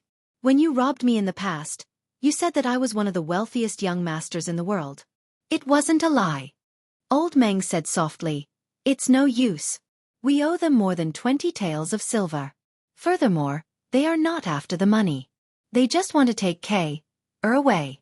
You know that daughters are more precious than anything else in the mountains. Lulu and I have discussed it. At most, we will fight with our lives on the line. When the time comes, we will let little Hawthorne take Kay, and escape down the mountain. Old bones like us won't be able to move, and we don't want to leave either. After all, we have been here for more than 20 years. We can't bear to leave. We are just waiting for the day when we die on the mountain. Su Fengnian, Old Meng knows that you have some silver and I appreciate your kindness. However, those people are not kind people. They kill and burn without blinking. I don't know how many girls have been harmed by them. After you finish eating, you should leave quickly. It's best if you don't even want to stay on Mount Qingqing. It's not peaceful." Su Fengnian asked, "You owe them money. Was it the first master who used a pair of axes?" Old Meng said with lingering fear, "That's not the case. If it were those people, we would have died long ago. Old Meng would rather starve to death than borrow money from them. Sigh. A good man takes responsibility for his actions. Old Meng has been sloppy all his life. Fortunately, I still have these old brothers. Su Fengnian, Old Meng boldly asks you to take care of little Hawthorne and K. It's easy to feed poor children, but I beg you not to let them become slaves. When we went up the mountain, we still had the backbone of men. We can't live backward. Just don't let them starve to death. If you are willing, Old Meng will kowtow to you. I don't mind kneeling for this great kindness. Su Fengnian was expressionless. Old Meng looked bitter. Lu Qiantang bowed and said, "There are more than 10 new people." Su Fengnian made a cold gesture of cutting his throat. Old Meng was dumbfounded. Su Fengnian frowned and asked, "Mount Qingqing is so chaotic. Doesn't Prince Qingqing know how to do something about it?" Old Meng said bitterly, "Why would he care? Those immortals in Qingyang Palace don't care about the lives of ordinary people." Su Fengnian stood up and patted little Hawthorne's head. He then took K.'s small hand that was not delicate at all and said with a smile, "I used to carry you on my back. Now that you are a girl, I can't carry you on my back anymore. Your father will fight me with a hoe. Let's go. Take K.'r to Qingyang Palace to see the immortals." Chapter 120. Su Fengnian held little Hawthorne in one hand and K.'r in the other as they walked away. Old Man Meng, who had been a bandit for more than 20 years, had mixed feelings. Back then, when he had brought his old brothers to see the master and servant touring Qingqing, even a blind person would know that they were a fat sheep dripping with oil. A dozen people had rushed up to intercept them. Old Man Meng had just said that as long as they had money, they would not hurt anyone. This timid young master had already fled on horseback. If he had not been unlucky enough to be knocked off his horse by a branch, he would have really run away in a panic. Old Man Meng could not do the immoral business of robbing money and killing people. Unexpectedly, he had accidentally found several large piles of banknotes and some strange books on this fat sheep. The group of old fellows were all dumbfounded. It turned out that this fat sheep had an extraordinary background. Without needing Su Fengnian to beg for mercy, Old Man Meng had taken the initiative to take a banknote worth 100 taels of silver and return the rest. It was not that Old Man Meng viewed gold and silver as dung. It was just that several groups of people on Mount Qingqing had robbed wealthy families and attracted the attention of hundreds of armored soldiers from the county's military office. Those who were unlucky had their lairs smashed, while those who were luckier had not been able to sleep soundly. Old Man Meng did not want to drag his group of brothers to the downtown area to be beheaded in public. After a while, they had gathered in the Taoist temple to eat some roasted game. The fat sheep and the grassland bandits had unexpectedly become familiar with each other. This fellow was not very courageous, but his skin was really as thick as a city wall. He had shamelessly stayed with them for half a day and was addicted to eating and drinking. Every day, he would lie about how he was a rich young master from Bailiang. Who would believe him? Did he think that he was the son of a noble family just because he had a few thousand taels of silver? Our Old Man Meng has seen the world. Later on, Old Man Meng kicked him down the mountain. "We are doing a job with our heads hanging on our belts. What if we implicate the two good people, master and servant, in the process?" This fellow had a good conscience. Before he went down the mountain, he had given an extra 100 taels of silver, saying that he would keep it for K.'r to buy clothes and rouge when she grew up. However, business had been slow in the past 3 years. More than half of it had been extorted by a few little immortals from Qingyang Palace. Then, he had been on good terms with a few groups of people in the same industry who had borrowed but never returned the money. Half a year ago, he had no choice but to borrow 30 taels of silver from Ing Xianfeng. Lu ran over with his head full of sweat. His lips were pale and trembling as he said, "Old Man Meng, Ing Xianfeng and those bastards are all dead. They were all killed by that guy with the big sword." Old Lu was as thin as a reed pole, but he had married a wife who was heavier than both of them. Moreover, he had given birth to a little girl who was getting more and more beautiful as she grew up. Old Lu wiped his sweat and sat on the ground. He gasped for breath and said softly, "This swordsman is too overbearing. He killed several people with one strike. How many of them could they withstand? They were all dead. None of them had a whole corpse. Old Man Meng, you are the smartest one among us. Think about it. Are we lucky or doomed? If we met Ing Xianfeng and his gang, we would have fought with our lives. However, Su Fengnian is a real person. If he holds a grudge against us, wouldn't it be like playing with us?" Old Man Meng thought for a while and said bravely, "It's a good thing. Su Fengnian doesn't look like an official son who kills people like flies. He really likes little Hawthorne and Kay. We can all see this. He can't be bad. Otherwise, we wouldn't have survived. Lu Reed whispered, "What is the background of this Su Fengnian?" Old Man Meng reached out and touched his back. It was wet. He shook his head and said, "How would I know?" Lu Reed was surprised. "Hey, what about the servant, Old Huang?"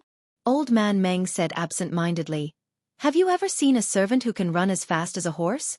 That's why I didn't dare to ask for more money."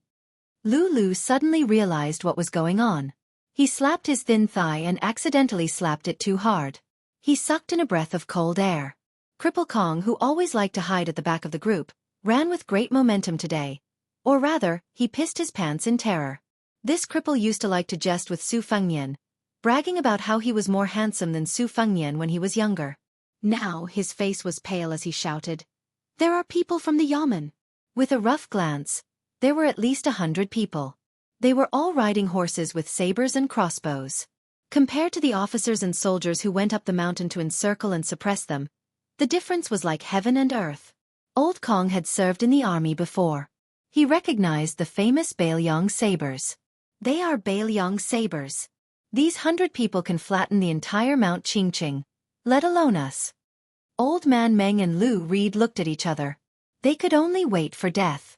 Fortunately, little Hawthorne and Kay were not here, so they could die without grievance. Who would have thought that when these 100 elite light riders arrived at the stream bank, their leader, a general in heavy armor and holding a halberd, took off his helmet and helmet. With a smile he looked at Old Man Meng's group of rarely seen kind-hearted thieves, and spoke as softly as possible.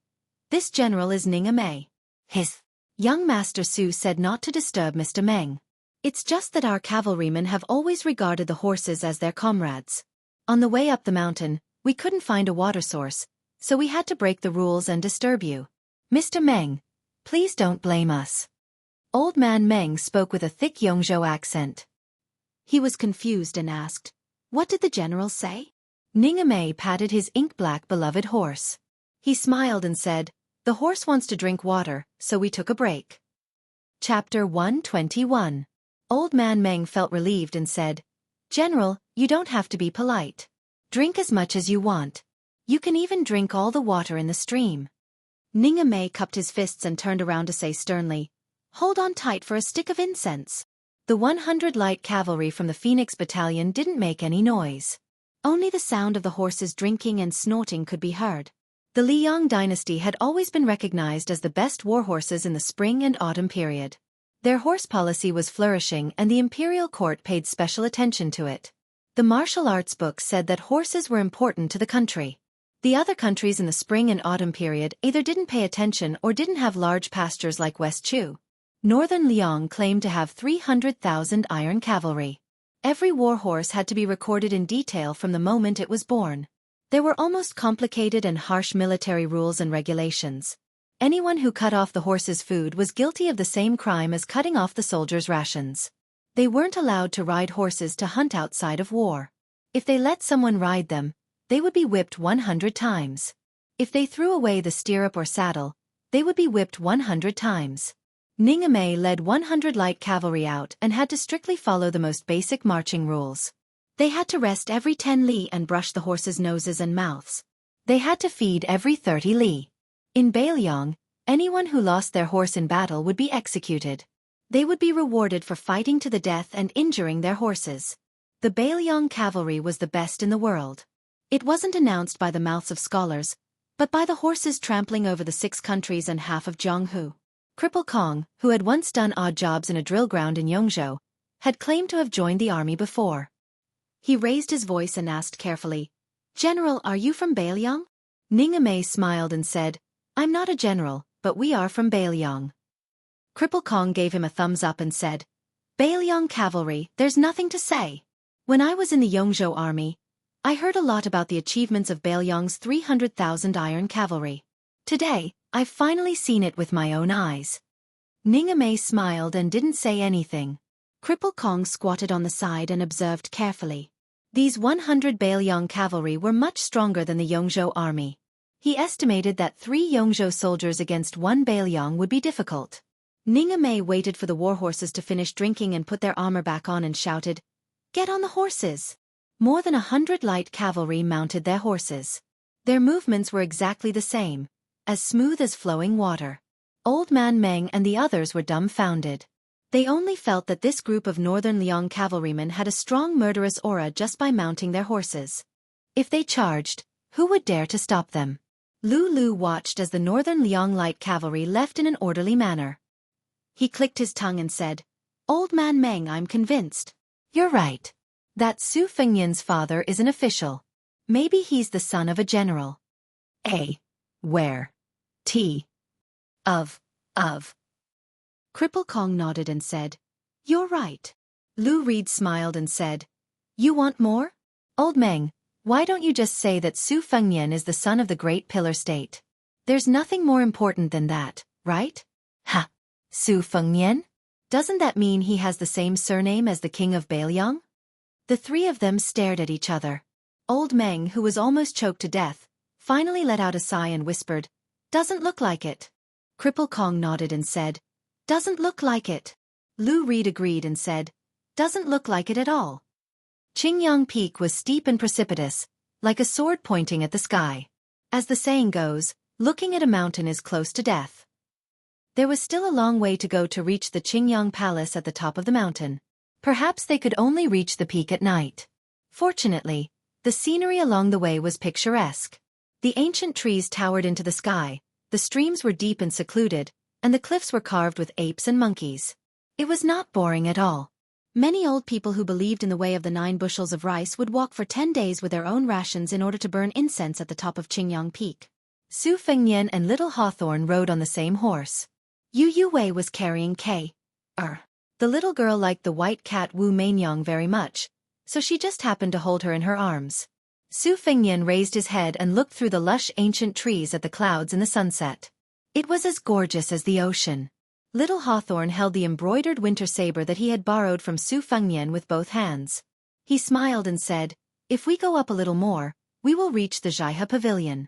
I heard that it will take a few hours to reach the top by foot. It will take at most 2 hours by horse." In the past, K. and I only dared to walk to the edge of the pavilion.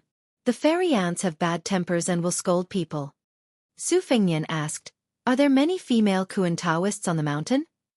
Little Hawthorn was confused. "What?"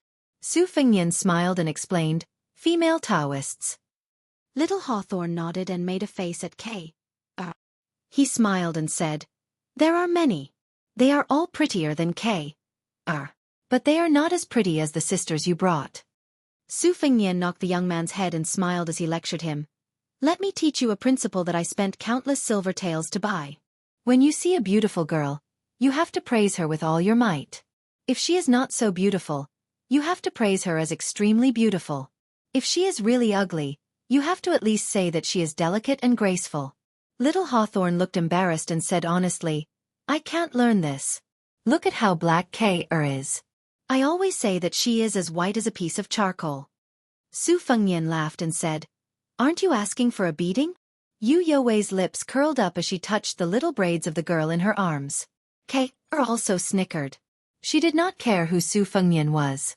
She only remembered that Su Fengyan was the one who taught her how to blow the leaf whistle.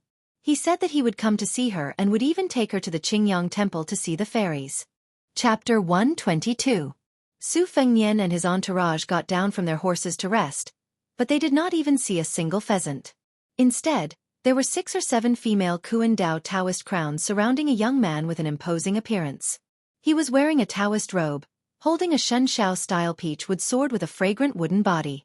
On his head was a much-criticized Xiaoyao headband decorated with a cloud pattern. Behind the hat, there were 2 long sword head streamers, which swayed when he moved. However, the elderly great Zhenren and old Taoist priests all agreed that it was not dignified. Not every young Taoist priest had the courage to wear it. The female Taoist crowns were beautiful and delicate, making the young Taoist priest even more unrestrained. This handsome Taoist priest reclined on the bench in the pavilion, while several female Taoist crowns beside him were peeling off green goat chestnuts and putting them into his mouth. If such an immortal mansion was seen by old Meng and his gang of thieves, Wouldn't it be the demeanor of an immortal? When the young Taoist priest of Qingyang Palace saw Xu Xiao, he was delighted at first, but when he saw Yu Wei with a white cat and white dress, he was stunned. When he saw Jiang Ni who jumped down from the carriage, he could not hide the amazement in his eyes. He gently pushed away the female Taoist crowns, stood up, hung the peachwood sword on his waist, and took the lead to walk out of the Zhou Crane Pavilion. He bowed elegantly and politely to the end. After raising his head, he stood still and looked at Su Fengnian with a smile, slowly saying, "Qingyang Palace's little Taoist Wu Shizhen." Su Fengnian would not give this Taoist priest a chance to boast. He let Lu Qiantang open the way and went straight to the Zhou Crane Pavilion. He rudely interrupted. "Wu Shizhen? Who is Prince of Qingqing Wu Lingsu to you?" Those female Taoist priests originally had a good impression of Su Fengnian. In terms of appearance, His Highness the Crown Prince, who was not like Su Xiao but was 80% similar to the princess consort, was a rare combination of a man and a woman. If it weren't for the past 4 years of travel and the sharpening of the knife, which wiped off a lot of cosmetics, he would be more pleasing to women. Of course, compared to Wu Shizhen, he was more presentable. Although Su Fengnian's physique was stronger now, he was not as sharp and feminine as before, but his yin qi was more vigorous. So far, he was only inferior to Bai Hu's face. Although the female Taoist priests of Qingyang Palace were surprised by the handsomeness of the rich and luxurious man in front of them, they had been with Wu Shizhen for a long time and were used to speaking in a refined manner. They could not stand Su Fengnian's straightforwardness. Their faces immediately darkened. Where did this playboy come from? How dare he call Prince of Qingqing's name directly? Wu Shizhen glanced at Lu Qiantang and Xu Xiao who were standing in a triangular formation. He could only see that Xu Xiao was a female fox with a soft body and charm on the inside. However, Lu Qiantang's red cloud sword seemed to be heavier than 10 peachwood swords added together. Wu Shizhen did not panic at all. He still greeted with a smile and calmly said, "Palace Master is my father." Su Fengnian sneered. "Then you have a powerful father. Prince of Qingqing. It sounds impressive. In our dynasty, there are only 2 princes with different surnames. You have reincarnated well." The female Taoist priests were all furious. They whispered and cursed. Obviously, they were annoyed by Su Fengnian's words. Wu Shizhen was indeed the son of Prince of Qingqing. He just chuckled and said, "Judging from your accent, you are from Liangzhou?" Su Fengnian nodded arrogantly. He was a playboy who claimed to be second in Beiliang and no one dared to claim to be third, let alone first. He did not need to put in any effort to pretend. He naturally had a domineering arrogance that made people's scalps numb. He pointed at Wu Shizhen who had been smiling obsequiously, and said arrogantly, "My father is not much worse than Prince of Qingqing. He is a general with a commander's seal. Over the years, he has accumulated a large amount of wealth. I feel that there is too much gold and silver in the house. I heard that there are immortals in Mount Qingqing, so I want to see if I can buy some longevity methods and live 100 more years. If I can succeed, I can even move 100 kilograms of gold to Qingyang Palace, let alone 1,000,000 taels of silver. At the very least, I can go to Qingyang Palace and get some good books on the art of sex. You, Taoist priest Wu Shizhen, since you are the son of Wu Lingsu who was crowned as king, take me to Qingyang Palace at the top of the mountain. If your father does not have the ability to be king, I will tear down your Qingyang Palace." Wu Shizhen squinted at Wei Shuyang who was dressed in Taoist robes of 9 pecks of rice. He said, "Please follow me up the mountain. I am not boasting, but there are some unique Taoist books in Qingyang Palace that seek longevity. Since you have brought the old Taoist immortal of 9 pecks of rice, you will know at a glance." Su Fengnian said arrogantly, "Then why don't you hurry up and lead the way? If I am satisfied, all the gold and silver will be yours." Wu Shizhen led a group of furious Qingyang Palace female Taoist priests on foot. He abandoned the bamboo recliner in the corner of the crane pavilion. Su Fengnian, who was riding on the horse, knocked Wu Shizhen's head with the scabbard of embroidered winter and asked, "Wu Shizhen, tell me how your father is an immortal." Chapter 123. Wu Shizhen was already drenched in sweat. He panted as he replied, "My father was originally a hermit at Mount Longhu's alchemy cliff. Later, he achieved great success in alchemy and went down the mountain to pray for help. He met Heavenly Lord Wang at the Yangtze River. Heavenly Lord Wang saw that my father's Tao heart was pure, so he gave him the great Tao of divine lightning, which could enslave 36 ghosts and gods. He then went to the 22nd grotto heaven of the White Waterhound Taoist sect and helped an old woman who was seriously ill. Only then did he know that she was the mother of lightning. He gave my father the Divine Firmament 5 Lightning's heavenly book, which could summon thunder and lightning with a wave of his hand. My father received the mandate of heaven and was enlightened. He saw ghosts and gods, chanted spells, and commanded thunder and lightning to chase after evil demons. He was fortunate enough to be summoned by His Majesty, who was very pleased and conferred him the title of Prince of Qingqing. Su Fengnian was a little shocked. Although Wu Shizhen was panting like a bull, he was very familiar with his speech. It was obvious that he had recited it countless times. Wei Shuyang smiled slightly and did not comment. As a Taoist priest, how could he not know about the legends of immortals? For example, Mount Longhu and Mount Wudong, other than the founding ancestors, they also needed to borrow the power of ghosts and gods to strengthen their reputation. How could any heavenly master or sect master meet an immortal when he went out? People would laugh their heads off if they heard about it. Zhang and I, who had poked his head out of the curtain and heard all this, believed it without a doubt. As for Wu Shizhen, he did not even look at him carefully. He did not know how he looked or how he was like. The old god of swords, Li Chungang, lowered his head and smelled the smell of his feet. He seemed to be disgusted by his own stench. He raised his head and waved his hand. Don't listen to the nonsense of this overindulgent Taoist. It's all lies. Zhang and I was very respectful toward immortals and Buddhas. He said nervously, "Don't talk nonsense. We're not far from Qingyang Palace. Be careful of lightning." The old man laughed.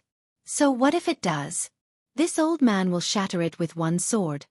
Zhang and I, who was on tenterhooks, said angrily, "Will you die if you don't brag? Will you die?" The old man laughed. "Don't worry, listen. Su Fengnian, that brat. How would he let this little Taoist priest's endless bragging?" As expected, Su Fengnian was like a reckless and ignorant hothead who came from a wealthy family. He exposed the truth and slapped his face hard. Who knows if your old man Wu Lingsu has met that fire master or lightning goddess? Wu Lingsu can boast however he wants. But I heard that Wu Lingsu came up with a book called Xinqiao's Spiritual Treasure Sutra, wanting to cut ties with Mount Longhu and Zhengyi School and establish his own sect in Mount Qingqing, a place with good feng shui. However, there were very few followers. Later, someone recommended Wu Lingsu, saying that your father's Taoist skills were sparse, but his bedroom skills were superb. So, he was called to the palace by His Majesty. Your father was also tactful. He gave him elixirs and secret manuals, and even flattered him. He said that there were 9 clouds in the sky, and Shenxiao was the highest. The head of Shenxiao was the eldest son of the Jade Emperor, who was the reincarnation of the current emperor. His flattery was a bit good, but it was said that several Taoist ancestral halls in Mount Longhu and Wudong all scolded your father Wu Lingsu as Great Ox Wu. Even Prince Qingqing, who occupied the 6th grotto heaven, didn't dare to say a few words back. He's a king, after all. How did he do it? Yu Yuwei burst into laughter. Wei Shuyang was very cooperative with His Royal Highness. He pretended to be careful and nervous, and softly corrected him. "Young master, Mount Qingqing is the 5th grotto heaven." Su Fengnian snorted. "Isn't the 5th and 6th grotto heaven about the same?" Wu Shizhen's expression stiffened, but he still maintained a stiff smile. There was no anger, no irritation. He reached out to stop a female Taoist nun from wiping his sweat. He wiped his own sweat and looked ahead. The roof of the palace could already be vaguely seen. Wu Shizhen, who had never been angered since birth, raised his head and smiled. "Young master, we're almost at the Qingyang Palace." Then, he instructed one of the slightly older Taoist nun, "Qing Shui, walk faster. First, go to the Qingyang Palace and tell them that we have an important guest." The nun twisted her alluring waist and hurried away. Wu Shizhen glanced at Yu Yuwei, who was holding an ugly girl, from the corner of his eyes. Su Fengnian looked indifferent on the surface. He thought that this young Taoist's composure was quite good. Was he really that determined to shut the door and beat the dog? After all, the Qingyang Palace was not the Bailiang army. After being an immortal in Mount Qingqing for so long, they really thought of themselves as impenetrable immortals. They just didn't know that there were 100 light cavalry at the foot of the mountain. Su Fengnian saw the front hall of the Qingyang Palace from afar. He squinted his eyes and said, "Wu Shizhen, does anyone call you Little Bull Wu?" Wu Shizhen might have endured a lifetime of hardship, so he didn't mind enduring a little longer. In his heart, he had already scolded this ignorant son of Bailiang 100 times. He was just waiting to enter the Qingyang Palace to teach this guy a lesson. Since he could already see the Qingyang Palace with his father in charge, Wu Shizhen's smile became even brighter. He raised his head and said, "Little Bull Wu? This is the first time I've heard of it." Su Fengnian pointed at Xu Xiu in front of him with embroidered clothes. He laughed with Wu Shizhen and said, "If there's really a superior bedroom technique that can catch my eye, do you see? This woman is proficient in the art of seduction. She's a little old, but she's familiar with it. I guarantee that a Taoist like you will only envy Mandarin ducks and not immortals. I don't mind giving Aunt Xu to you. We hit it off, and I'm never a stingy person." Xu Xiu's delicate body trembled obviously. Wu Shizhen glanced at Xu Xiu's back. She was indeed a much more beautiful woman than the Taoist women in the palace. Looking at the curve of her body touching the saddle, she was really round. "You just entered my Qingyang Palace. You called my father, the Prince of Qingqing, Wu Lingsu, Big Cow Skin Wu, and called me Little Cow Skin Wu. Is one stunner enough? What about the rest?" It wasn't easy for Su Fengnian to finally see Wu Shizhen's smug look, and he was somewhat impressed. Wang Shizhen's patience and disguise were much better than most of the hedonistic sons of northern Liang. Su Fengnian said to himself, "Well, let's enter the Qingyang Palace first." Chapter 124. Wu Shizhen pricked up his ears but still couldn't hear Su Fengnian's mutterings. Seeing a large number of Taoists pouring out of the Qingyang Palace, he was suddenly filled with pride. He quickened his pace and distanced himself from Su Fengnian, who was carrying 2 blades. Only then did he point to a stone tablet outside the palace and chuckle. On it are the words "Duke and Marquis Dismount." It was bestowed by His Majesty the Emperor. Su Fengnian glanced at it and recognized the handwriting. It was indeed written by the Emperor. It was the same as the Tide Listening Pavilion's 9 dragons plaque. It was standard, but there was no charm. Su Fengnian ignored him and urged his horse up the palace. The horse stepped on the white jade steps, the sound of hooves exceptionally crisp. Wei Shuyang followed closely behind. Lu Qiantang and the other 2 followed suit. Especially Lu Qiantang. He was extremely pleased. "Duke and Marquis dismount? I, Lu Qiantang, can turn a blind eye to a commoner of a fallen country." Xu Xiu, who was almost handed over to the Qingyang Palace by His Royal Highness, had an ugly expression. The sound of the horse's hooves was particularly heavy. Wu Shizhen didn't stop them. This most gentlemanly son of the Qingqing prince tidied up his headscarf and robe and slowly walked up the steps. All the masters of the Qingyang Palace poured out, no less than 50 people. His father, Wu Lingsu, established the Shenshao sect, which was a glorious start to a sect. In addition, he was conferred the title of king. Although all the Taoists of 9 bushels of rice were driven out, he still attracted many capable people who came because of his fame. Finally, 36 people formed the Shenshao sword formation. Once the formation was activated, the 36 swords whistled and thundered. When he was young, he saw countless old Taoists of 9 bushels of rice from Mount Qingqing come to the Qingyang Palace to reason. They were all defeated by the Yuxiao sword formation, which only had 18 people at that time. Now the Qingyang Palace was unparalleled in Mount Qingqing. The Yuxiao sword formation was said to be invincible against those below the 2nd rank, and the Shenshao sword formation could even contend against those below the 1st rank. Wu Shizhen wasn't a frog in a well. He knew that there was a gap between these 2 sword formations and the 3 great sword formations, which had been famous for hundreds of years. However, could this group of people in front of him withstand it? The brawny man with the big sword was a little tricky to deal with. The bodyguard with snow-white hands might also have some strange skills. As for Taoist priest Mi, who was closest to the young master, Wu Shizhen had never taken him seriously. Wu Shizhen, who was confident of victory, was in a difficult position. Translator, Transin editor, Transin translator, Transin editor, Transin translator, Transin editor, Transin translator, Transin editor, Transin translator, Transin editor, Transin translator, Transin editor, Transin translator, Transin editor, Transin translator, Transin editor, Transin translator, Transin editor, Transin translator, Transin editor, Transin translator, Transin editor, Transin translator, Transin editor, Transin translator, Transin editor, Transin translator, Transin editor, Transin. Why would Wu Shizhen care about the annual offering of a few hundred taels of silver? These two female Taoists were a pair of aunts and nieces. At first, they resisted in every way possible, but after tasting the feeling of cultivating with a sheep and a goat, they were very obedient. Being happy immortals in the Qingyang Palace was much more pleasant and relaxing than being ordinary people at the foot of the mountain. Which secular woman didn't want to be able to retain her youth? His father said that even the imperial concubines couldn't avoid it. There were many ways to distinguish between people and horses. Wu Shizhen only chose the one he was most interested in, which was how to identify dual cultivations, tripod furnaces. He could tell at a glance that this tripod furnace's quality was very good. The one who was ridiculed by Aunt Shu was top grade. The maid in green who drove the carriage and the beautiful maid who only poked her head out once were top grade. The charming woman riding the horse with the black girl in her arms was celestials that made people drool. She was second celestials, Lotus Bodhisattva. Wu Shizhen was tempted. He wasn't troubled by this Bailiang's retainer Xiongjian.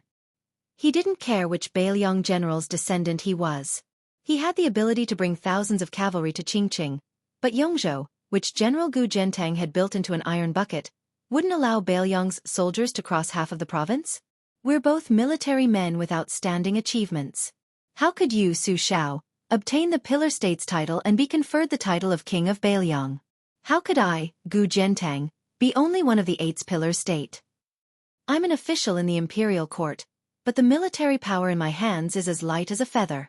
Wu Shizhen didn't think Gu Zhentang would be so magnanimous as to laugh it off. In the past 10 years, Yongzhou's generals had changed frequently. A third of General Gu's old subordinates had either intentionally or unintentionally been inserted. At the beginning of the year, when his father was drinking, he privately said, Gu Zhentang and Lame Su are going head-to-head. The Gu surnamed Su is slightly inferior to Lame Su in terms of scheming and strength, but Gu Zhentang is only 43 years old. That's enough. If Su Xiao was so embarrassed, how could a Bailiang's general be so? How could Wu Shizhen be afraid? Moreover, Bailiang's 300,000 cavalry generals were all in the hands of the 6 young adopted sons. He had never heard of any of them having descendants as old as this young man in front of him. Therefore, Wu Shizhen's dilemma was how to distribute the women. How many should he give to his father? Should he hand over the little white cat lady who looked like a bodhisattva and keep the rest for himself? Or should he only take one of the 3,000 women? But would his father, who wholeheartedly wanted to prove his Tao to the world, agree? On Mount Qingqing, the Prince of Qingqing Wu Lingsu, was the heavens, and Wu Shizhen was undoubtedly the son of heaven. Whenever Wu Shizhen had a headache, he would habitually roll up the 2 swaying sword belts of the Xiao Yao scarf with his index fingers, dazzling the dozen or so Taoist nuns who had run out of the main hall to join in the fun. The Taoist nuns were infatuated with these little movements of Wu Shizhen's the most. As for in bed, of course they preferred his open and large movements. Compared to the strict rules of dual cultivation with Wu Shizhen's father, where every movement had to be done according to the book, not missing a single step, the Taoist nuns were, without exception, more willing to do it with Wu Shizhen. This little immortal who knew how to dote on others could wave the peach blossom beauty fan, play the suet white jade flute, and play the guqin, causing hundreds of birds to sing in unison. Even the couple who had been kidnapped into the Qingyang Palace were willing to not return home, let alone some female Taoist priests who had been brought up the mountain when they were young.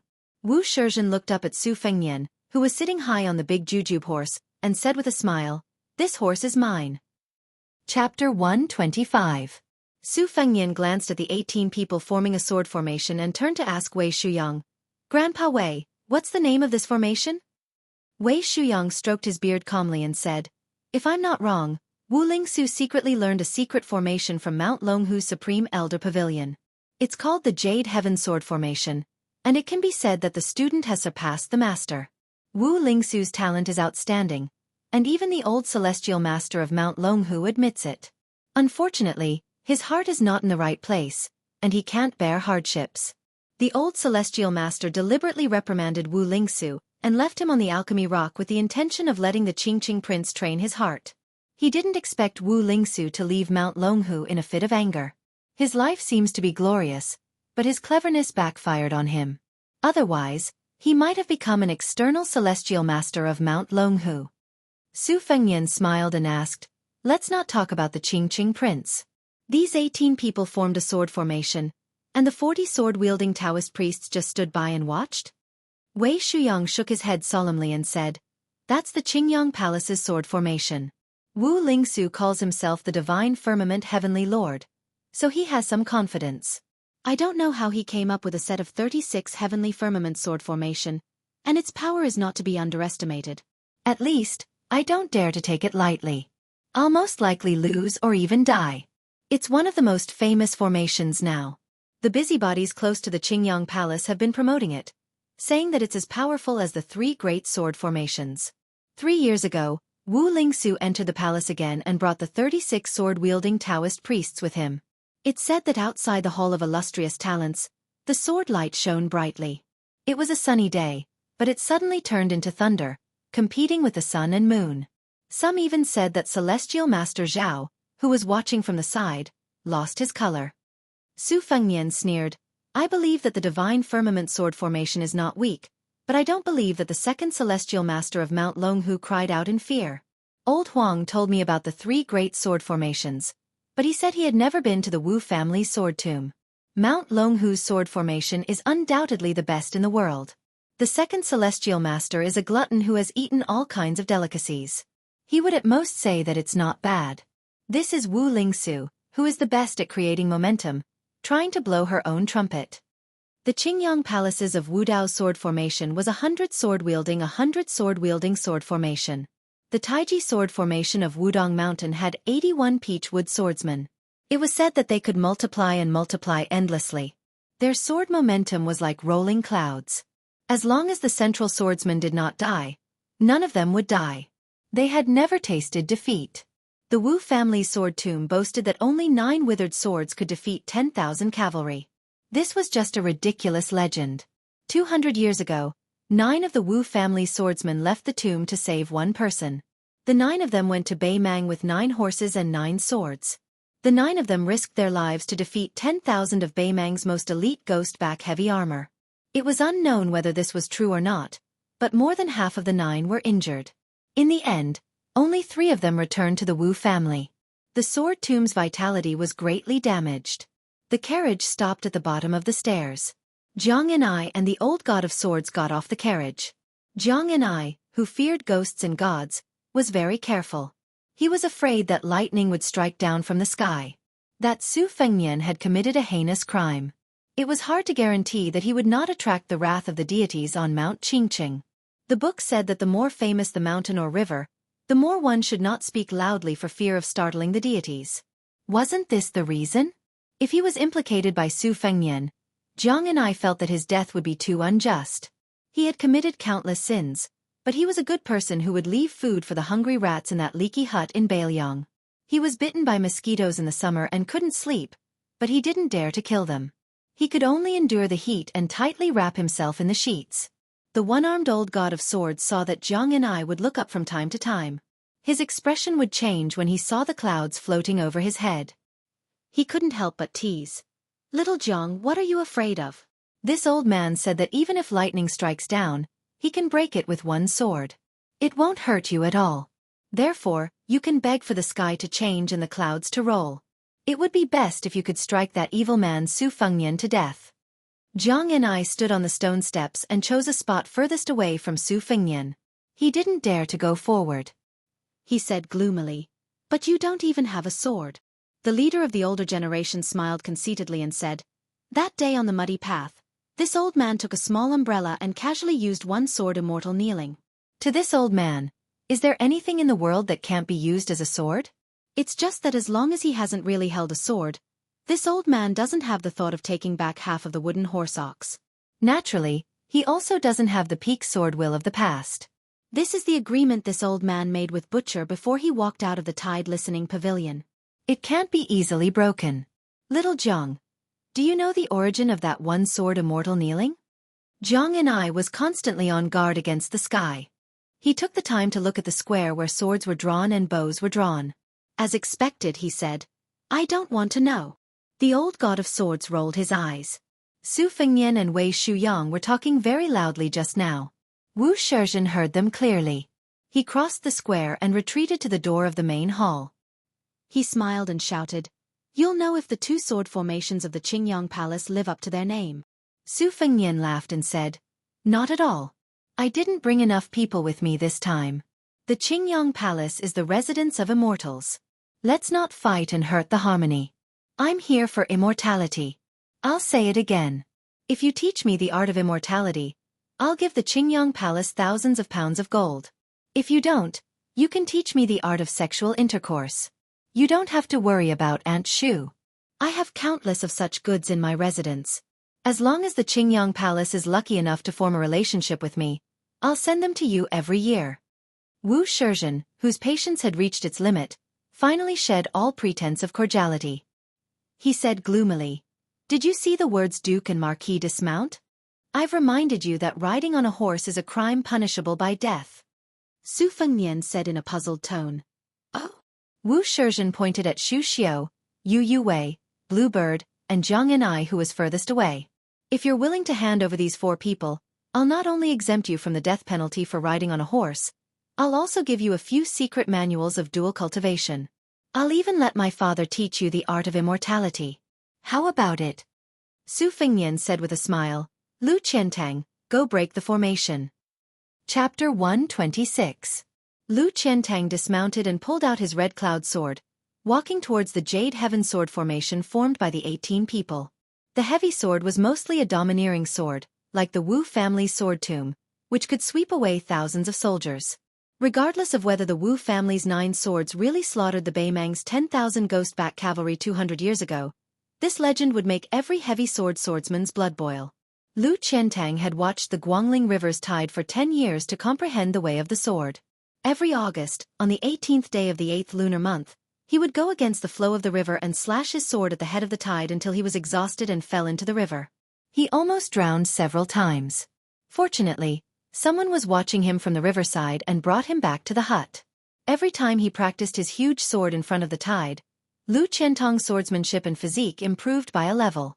Therefore, facing the Jade Heaven 18 swords today, he was not afraid. Wu Shizhen frowned. Were they really going to break the formation? Where did that frivolous playboy get the courage to do so? The words, Duke and Marquis dismount, were written by the emperor himself, which was equivalent to a silent imperial edict to the Qingyang Palace. His father, Wu Lingsu, had been conferred the title of king. Even the governor of Yongzhou did not dare to be arrogant on the mountain. The 2 sword formations were famous. Were these people short-sighted, or did they have nothing to fear? Were they really going to disturb his father, the Prince of Qingqing, today? Wu Shizhen stood on the doorstep of the main hall and watched the battle with greater clarity. He had grown up on the mountain, but he was not narrow-minded. He had a good relationship with the disciples of Yongzhou. Whenever he went down the mountain or into the city, he was treated with respect as if he was a descendant of a celestial being or a disciple of a noble. He had heard that the prodigal sons of northern Liang were rude and unruly. Today he saw that it was true. Wu Shizhen twirled a headscarf and sword belt between his fingers and muttered to himself, "If I have the chance, I must meet the eldest son of northern Liang King." Little Hawthorne had already returned the embroidered winter sword to Su Fengnian. He looked up and said worriedly, "Su Fengnian, are you really going to fight with the immortals?" Su Fengnian laughed and said, "It's just for fun. It's best if you can win, but if you can't, you can run. Didn't old Meng teach you this?" Young Hawthorne said helplessly with a bitter face, "I did, but Lu Wei said that we're different from our partners. We'd rather let the wrong person go than rob the wrong person. Otherwise, we'd lose face if we can't beat them and get caught. We'd even be dragged to the market to be beheaded. Old Man Meng and the others can say that they'll be heroes again after 18 years, but I haven't even lived to 18 years old in this life. How would I know what will happen in my next life? I just wanted to bring out to take a look. Didn't you always say that the scenery at the foot of the mountain was incomparably beautiful? You almost tricked me in there. I don't want to be a petty thief for the rest of my life. I thought that it would be better for me to bring along to find a job that wouldn't require me to be beheaded. Even though I've always teased her about her dark skin, she's just like my own little sister. No matter what, I have to help her find a good family to marry into. Besides, doesn't like it either. Sigh, she only likes you. Su Fengnian, how could she like you? It was fine back then, but now you have so many fairy sisters by your side. How could it be her turn? Su Fengnian used his embroidered winter horse to gently knock on young Hawthorne's head. He smiled and said, "You've really grown up. Why don't you go to Baelyong instead of the border and find a stable position as a pawn? At least you can earn some dowry for Being a soldier is better than being a thief. There's no need to be afraid." Young Hawthorne lowered his head and bent over to stroke the horse's mane. Old Man Meng was unarmed, so he was useless even as a thief. Young Hawthorne was extremely fond of Su Fengnian's mount. He sighed and said, "I'd like to, but what about Old Man Meng, Old Man Kong, Cripple Lu, Reed Pole? If I just leave, they'll starve to death in a few years. Old Man Meng, the first master, is so stubborn. He says that it's not fun being a person at the foot of the mountain, and that he's worse than a dog. He refuses to leave the mountain to do proper work." Su Fengnian murmured, "It's worrying." In Yu Youwei's arms, who was holding Wu Mainyong, stared blankly at the immortals as they set up a terrifying battle array. Su Fengnian, on the other hand, had let the burly uncle, who was carrying a huge sword, fight. She was as worried as young Hawthorne. She turned her head and looked pitifully at her sister, who was more beautiful than the Taoist fairies on the mountain. She asked worriedly, "Sister Celestial Fish, can you stop Su Fengnian from fighting?" Yu Youwei looked at Su Fengnian's arrogant back and tapped K's nose with her fingertip. She said gently, "He won't listen to me. Your brother Su is especially nice to you and young Hawthorne. Otherwise, he wouldn't be nice to anyone. Little there aren't many little girls in this world who can be carried by him. I'm not as good as you." The little girl gasped in surprise. Her little brain really couldn't understand. Sister Celestial Fish was so beautiful, but Su Fengnian didn't know how to like her? Su Fengnian saw that the sword array and the formation-breaking array were about to affect the whole situation. He squeezed the horse's belly and the horse's hooves softly. He passed young Hawthorne to Wei Shuyang. Then he shouted softly to Yu Youwei, "Bring to the bottom of the steps. The square will be more bloody and it's not a scene you like. Stay further away from the horse carriage. Wait for me to call for you." Yu Youwei and Wei Shuyang brought the two children out of the square on horseback. A martial artist breaking a formation by himself had to kill people in one go. It was a taboo to be sloppy, as one would often be dragged to death by the formation. It was similar to the principle of capturing the leader first to capture the bandits. Lu Qiantang swept into the square. He was trapped in the 18 Qinggang swords of the rotating sword array. He didn't hold back in the first sword of crimson afterglow. The sword momentum was like a rainbow piercing the sun. In the eyes of the layman, the sword momentum was only frightening. Unless one was scared out of their wits, the sword momentum was just a good-looking sword momentum. However, the sword moves under the sword momentum could kill. Lu Qiantang's crimson afterglow collided with a Qinggang sword that was meticulously refined by the Qingyang Palace. The Taoist priest in the sword array was sent flying. However, before his body could land on the ground, 3 swords were pressed against his back. The 3 swords curved in a beautiful arc and forcibly stabilized the Taoist priest. After the 3 swords were withdrawn, the Taoist priest's body floated to the ground. His expression was normal. Lu Qiantang's state of mind was as still as water. Defeating the enemy with one sword was the essence of the heavy sword's overbearing power. However, there were countless swordsmen in the world. How many of them could reach the level of a swordsman on land?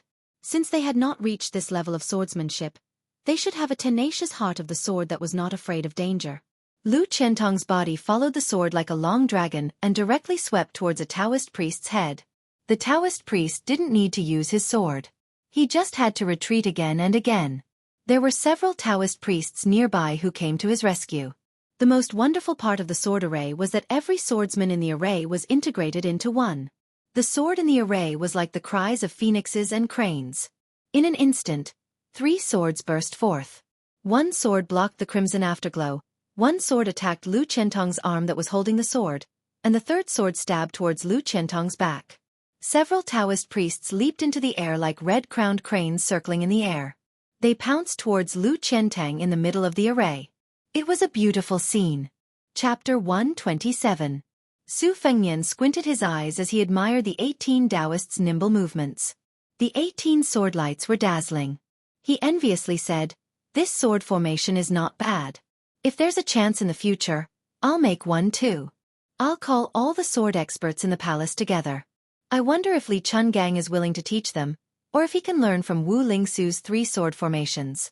Mount Longhu's 108 swords army sounds insufferably arrogant, but it's a bit too exaggerated. The Wu family's sword mound has few people, but where can they find 9 sword grandmasters at once?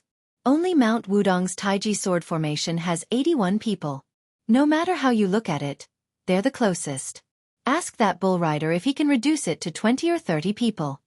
Lu Qiantong's sword moves were violent, but the Jade Heaven sword formation used softness to overcome hardness. Lu Qiantang didn't want to waste his energy, but he couldn't kill 1 or 2 people first.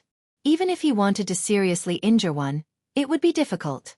Su Fengnian muttered, "This sword formation is invincible under the first rank."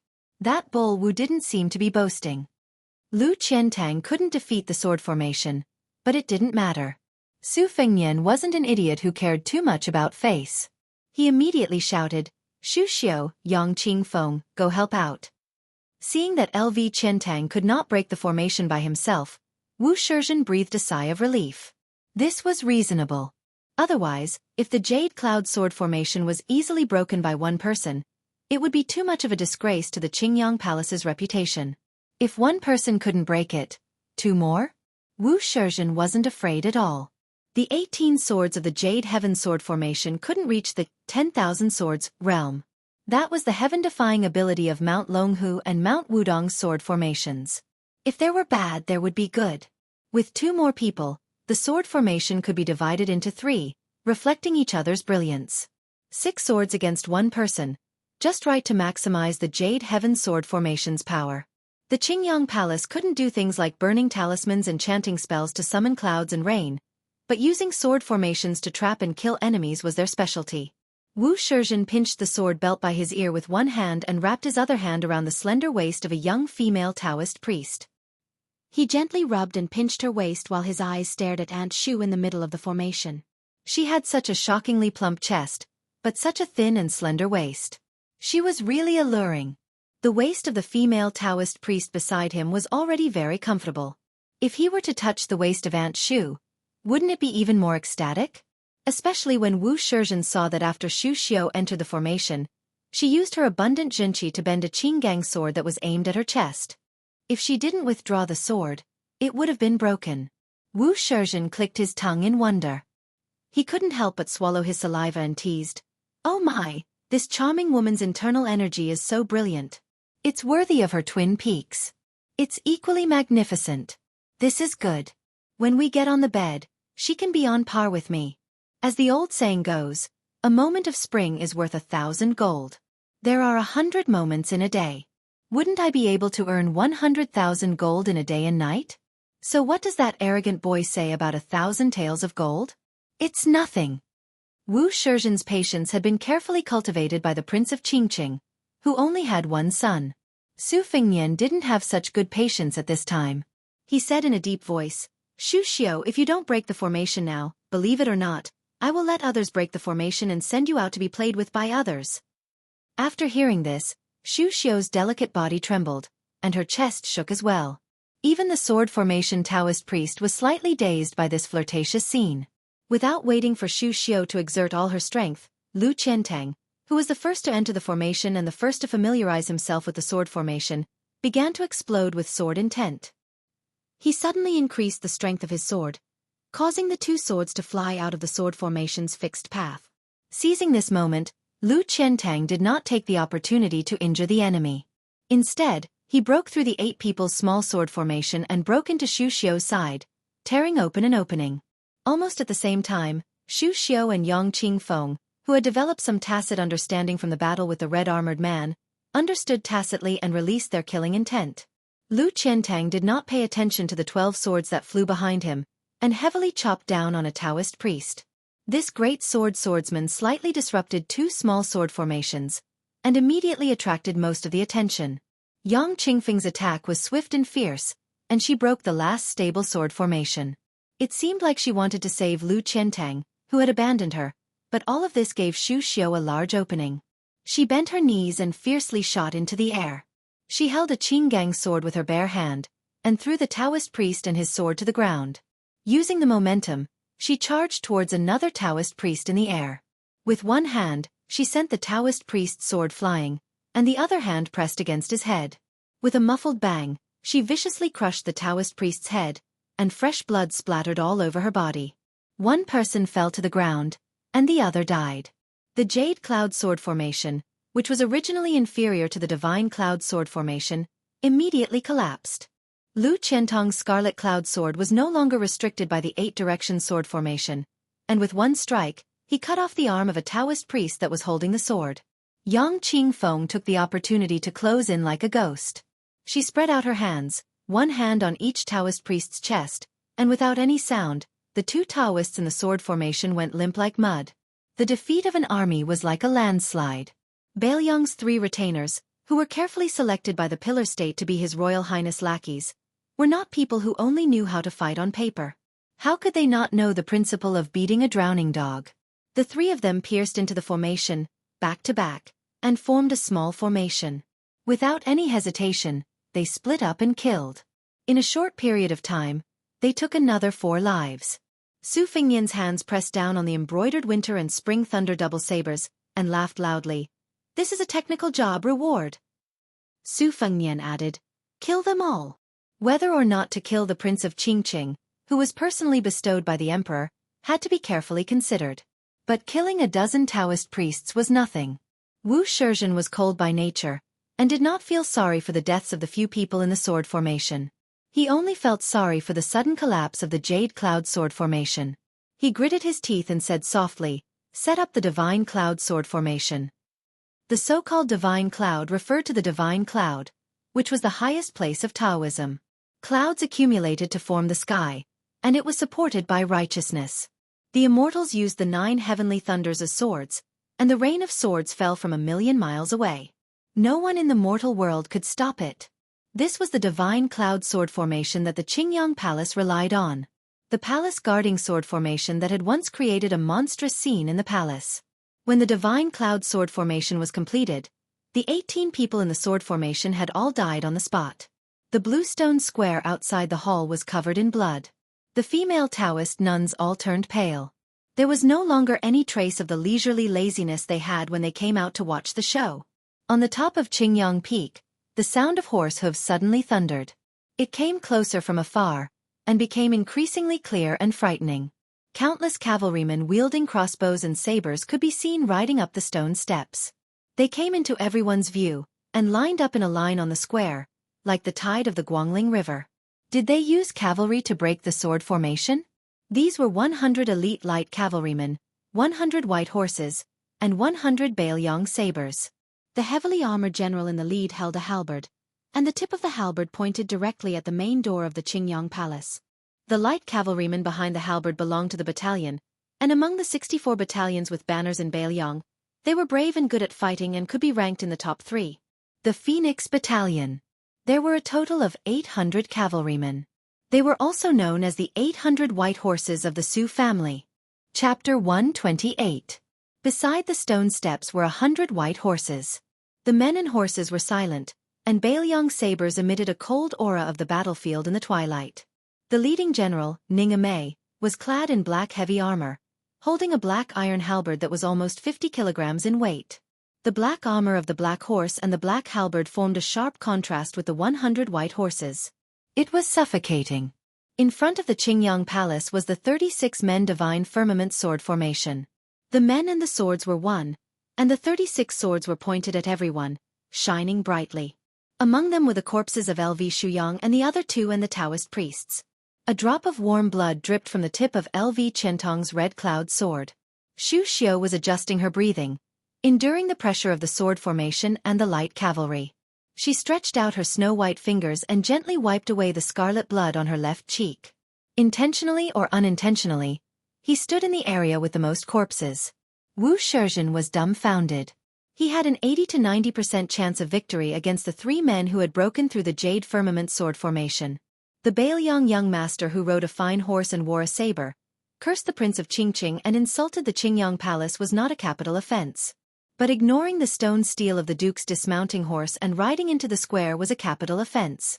Killing 18 recorded Taoist priests in one breath was even more a capital offense in this dynasty that valued the Taoist tradition more than the Buddhist doctrine. Therefore, even if the Jade Firmament Sword Formation was almost completely destroyed, he did not hesitate to set up the Divine Firmament Sword Formation. He wanted to take down this audacious descendant of a Baelyong general. Acting first and reporting later would be approved by all of Yongzhou, and he was not afraid of spreading the news to the capital. Perhaps even those Yongzhou scholars who were prejudiced against the Qingyang Palace would clap their hands and cheer. Who would care that Wu Shizhen had secretly taken a few women? But the scene in front of him was beyond Wu Shizhen's imagination. 100 cavalry charged into the Qingyang Palace with a murderous aura. Were they going to attack the Qingyang Palace? How could this be a simple capital offense? Rashly mobilizing the army and privately mobilizing troops, this was clearly a crime that would result in the extermination of the entire clan. Wu Shizhen wanted to know what he could do if the Divine Firmament Sword Array could not stop the battle between the great halberd general and more than 100 cavalrymen. Wu Shizhen's father, Wu Lingsu, was an alchemist and not a martial artist. He had always believed that using martial arts to prove one's Tao was the lowest form of evil. Qi Xuanjun had said that his hands were the power of an immortal. But did he hear that perfected Qi Xuanjun had said that he was ranked in the world? Therefore, if the sword formation was unfortunately broken again, his father, who was only a master of danding, was obviously unreliable. Then he would have to trouble the real immortals of the Qingyang Palace. His nominal mother? But the problem was, would ugly person be willing to help? The young master of Baelyong was disrespectful to Mount Qingqing, but she was a crazy woman who often punched and kicked the father and son. Wu Shizhen wondered how he could live to this day. The Divine Firmament Sword Array was created by her secluded meditation. Even the Qingyang Palace's famous Sutra of Spiritual Treasures was written by her. There was only a lonely bell tower behind the main hall at the front door. Without a drum tower, it seemed to go against the harmony of yin and yang in Taoism. The bell tower was tall, but there was no huge bell hanging from it. There was only a pile of junk at the top. At this time, a Taoist priest of about 30 years old was standing by the window. He wore a purple Taoist robe and stood tall like a pine tree. There was a faint layer of green qi flowing around his face, making him look like a Taoist immortal. His divine light was refreshing, making people forget the vulgarity. He was looking at the dangerous confrontation in the square in front of the hall. His gloomy eyes were completely opposite to his carefree attitude. He laughed and said, "It's good that this son of AB*TCH's Divine Firmament Sword Array is defeated and killed. It can save some rations for my Qingyang Palace. The incense is poor, and a pig can be slaughtered and eaten. These guys are living gluttons that only come in and don't come out. Relying on that B*TCH to ride on my head, they really think they are masters." Slap. A white ponytail horsetail whisk hit his face and left a red mark. A cold voice rang in his ears. "Wu Lingsu, don't forget who gave you this son of AB*TCH Prince of Qingqing. It's not the emperor who opened his mouth, it's me." Wu Lingsu, the palace master of Qingyang Palace? The Prince of Qingqing, who was slapped in the face by the horsetail whisk, didn't turn his head or change his expression.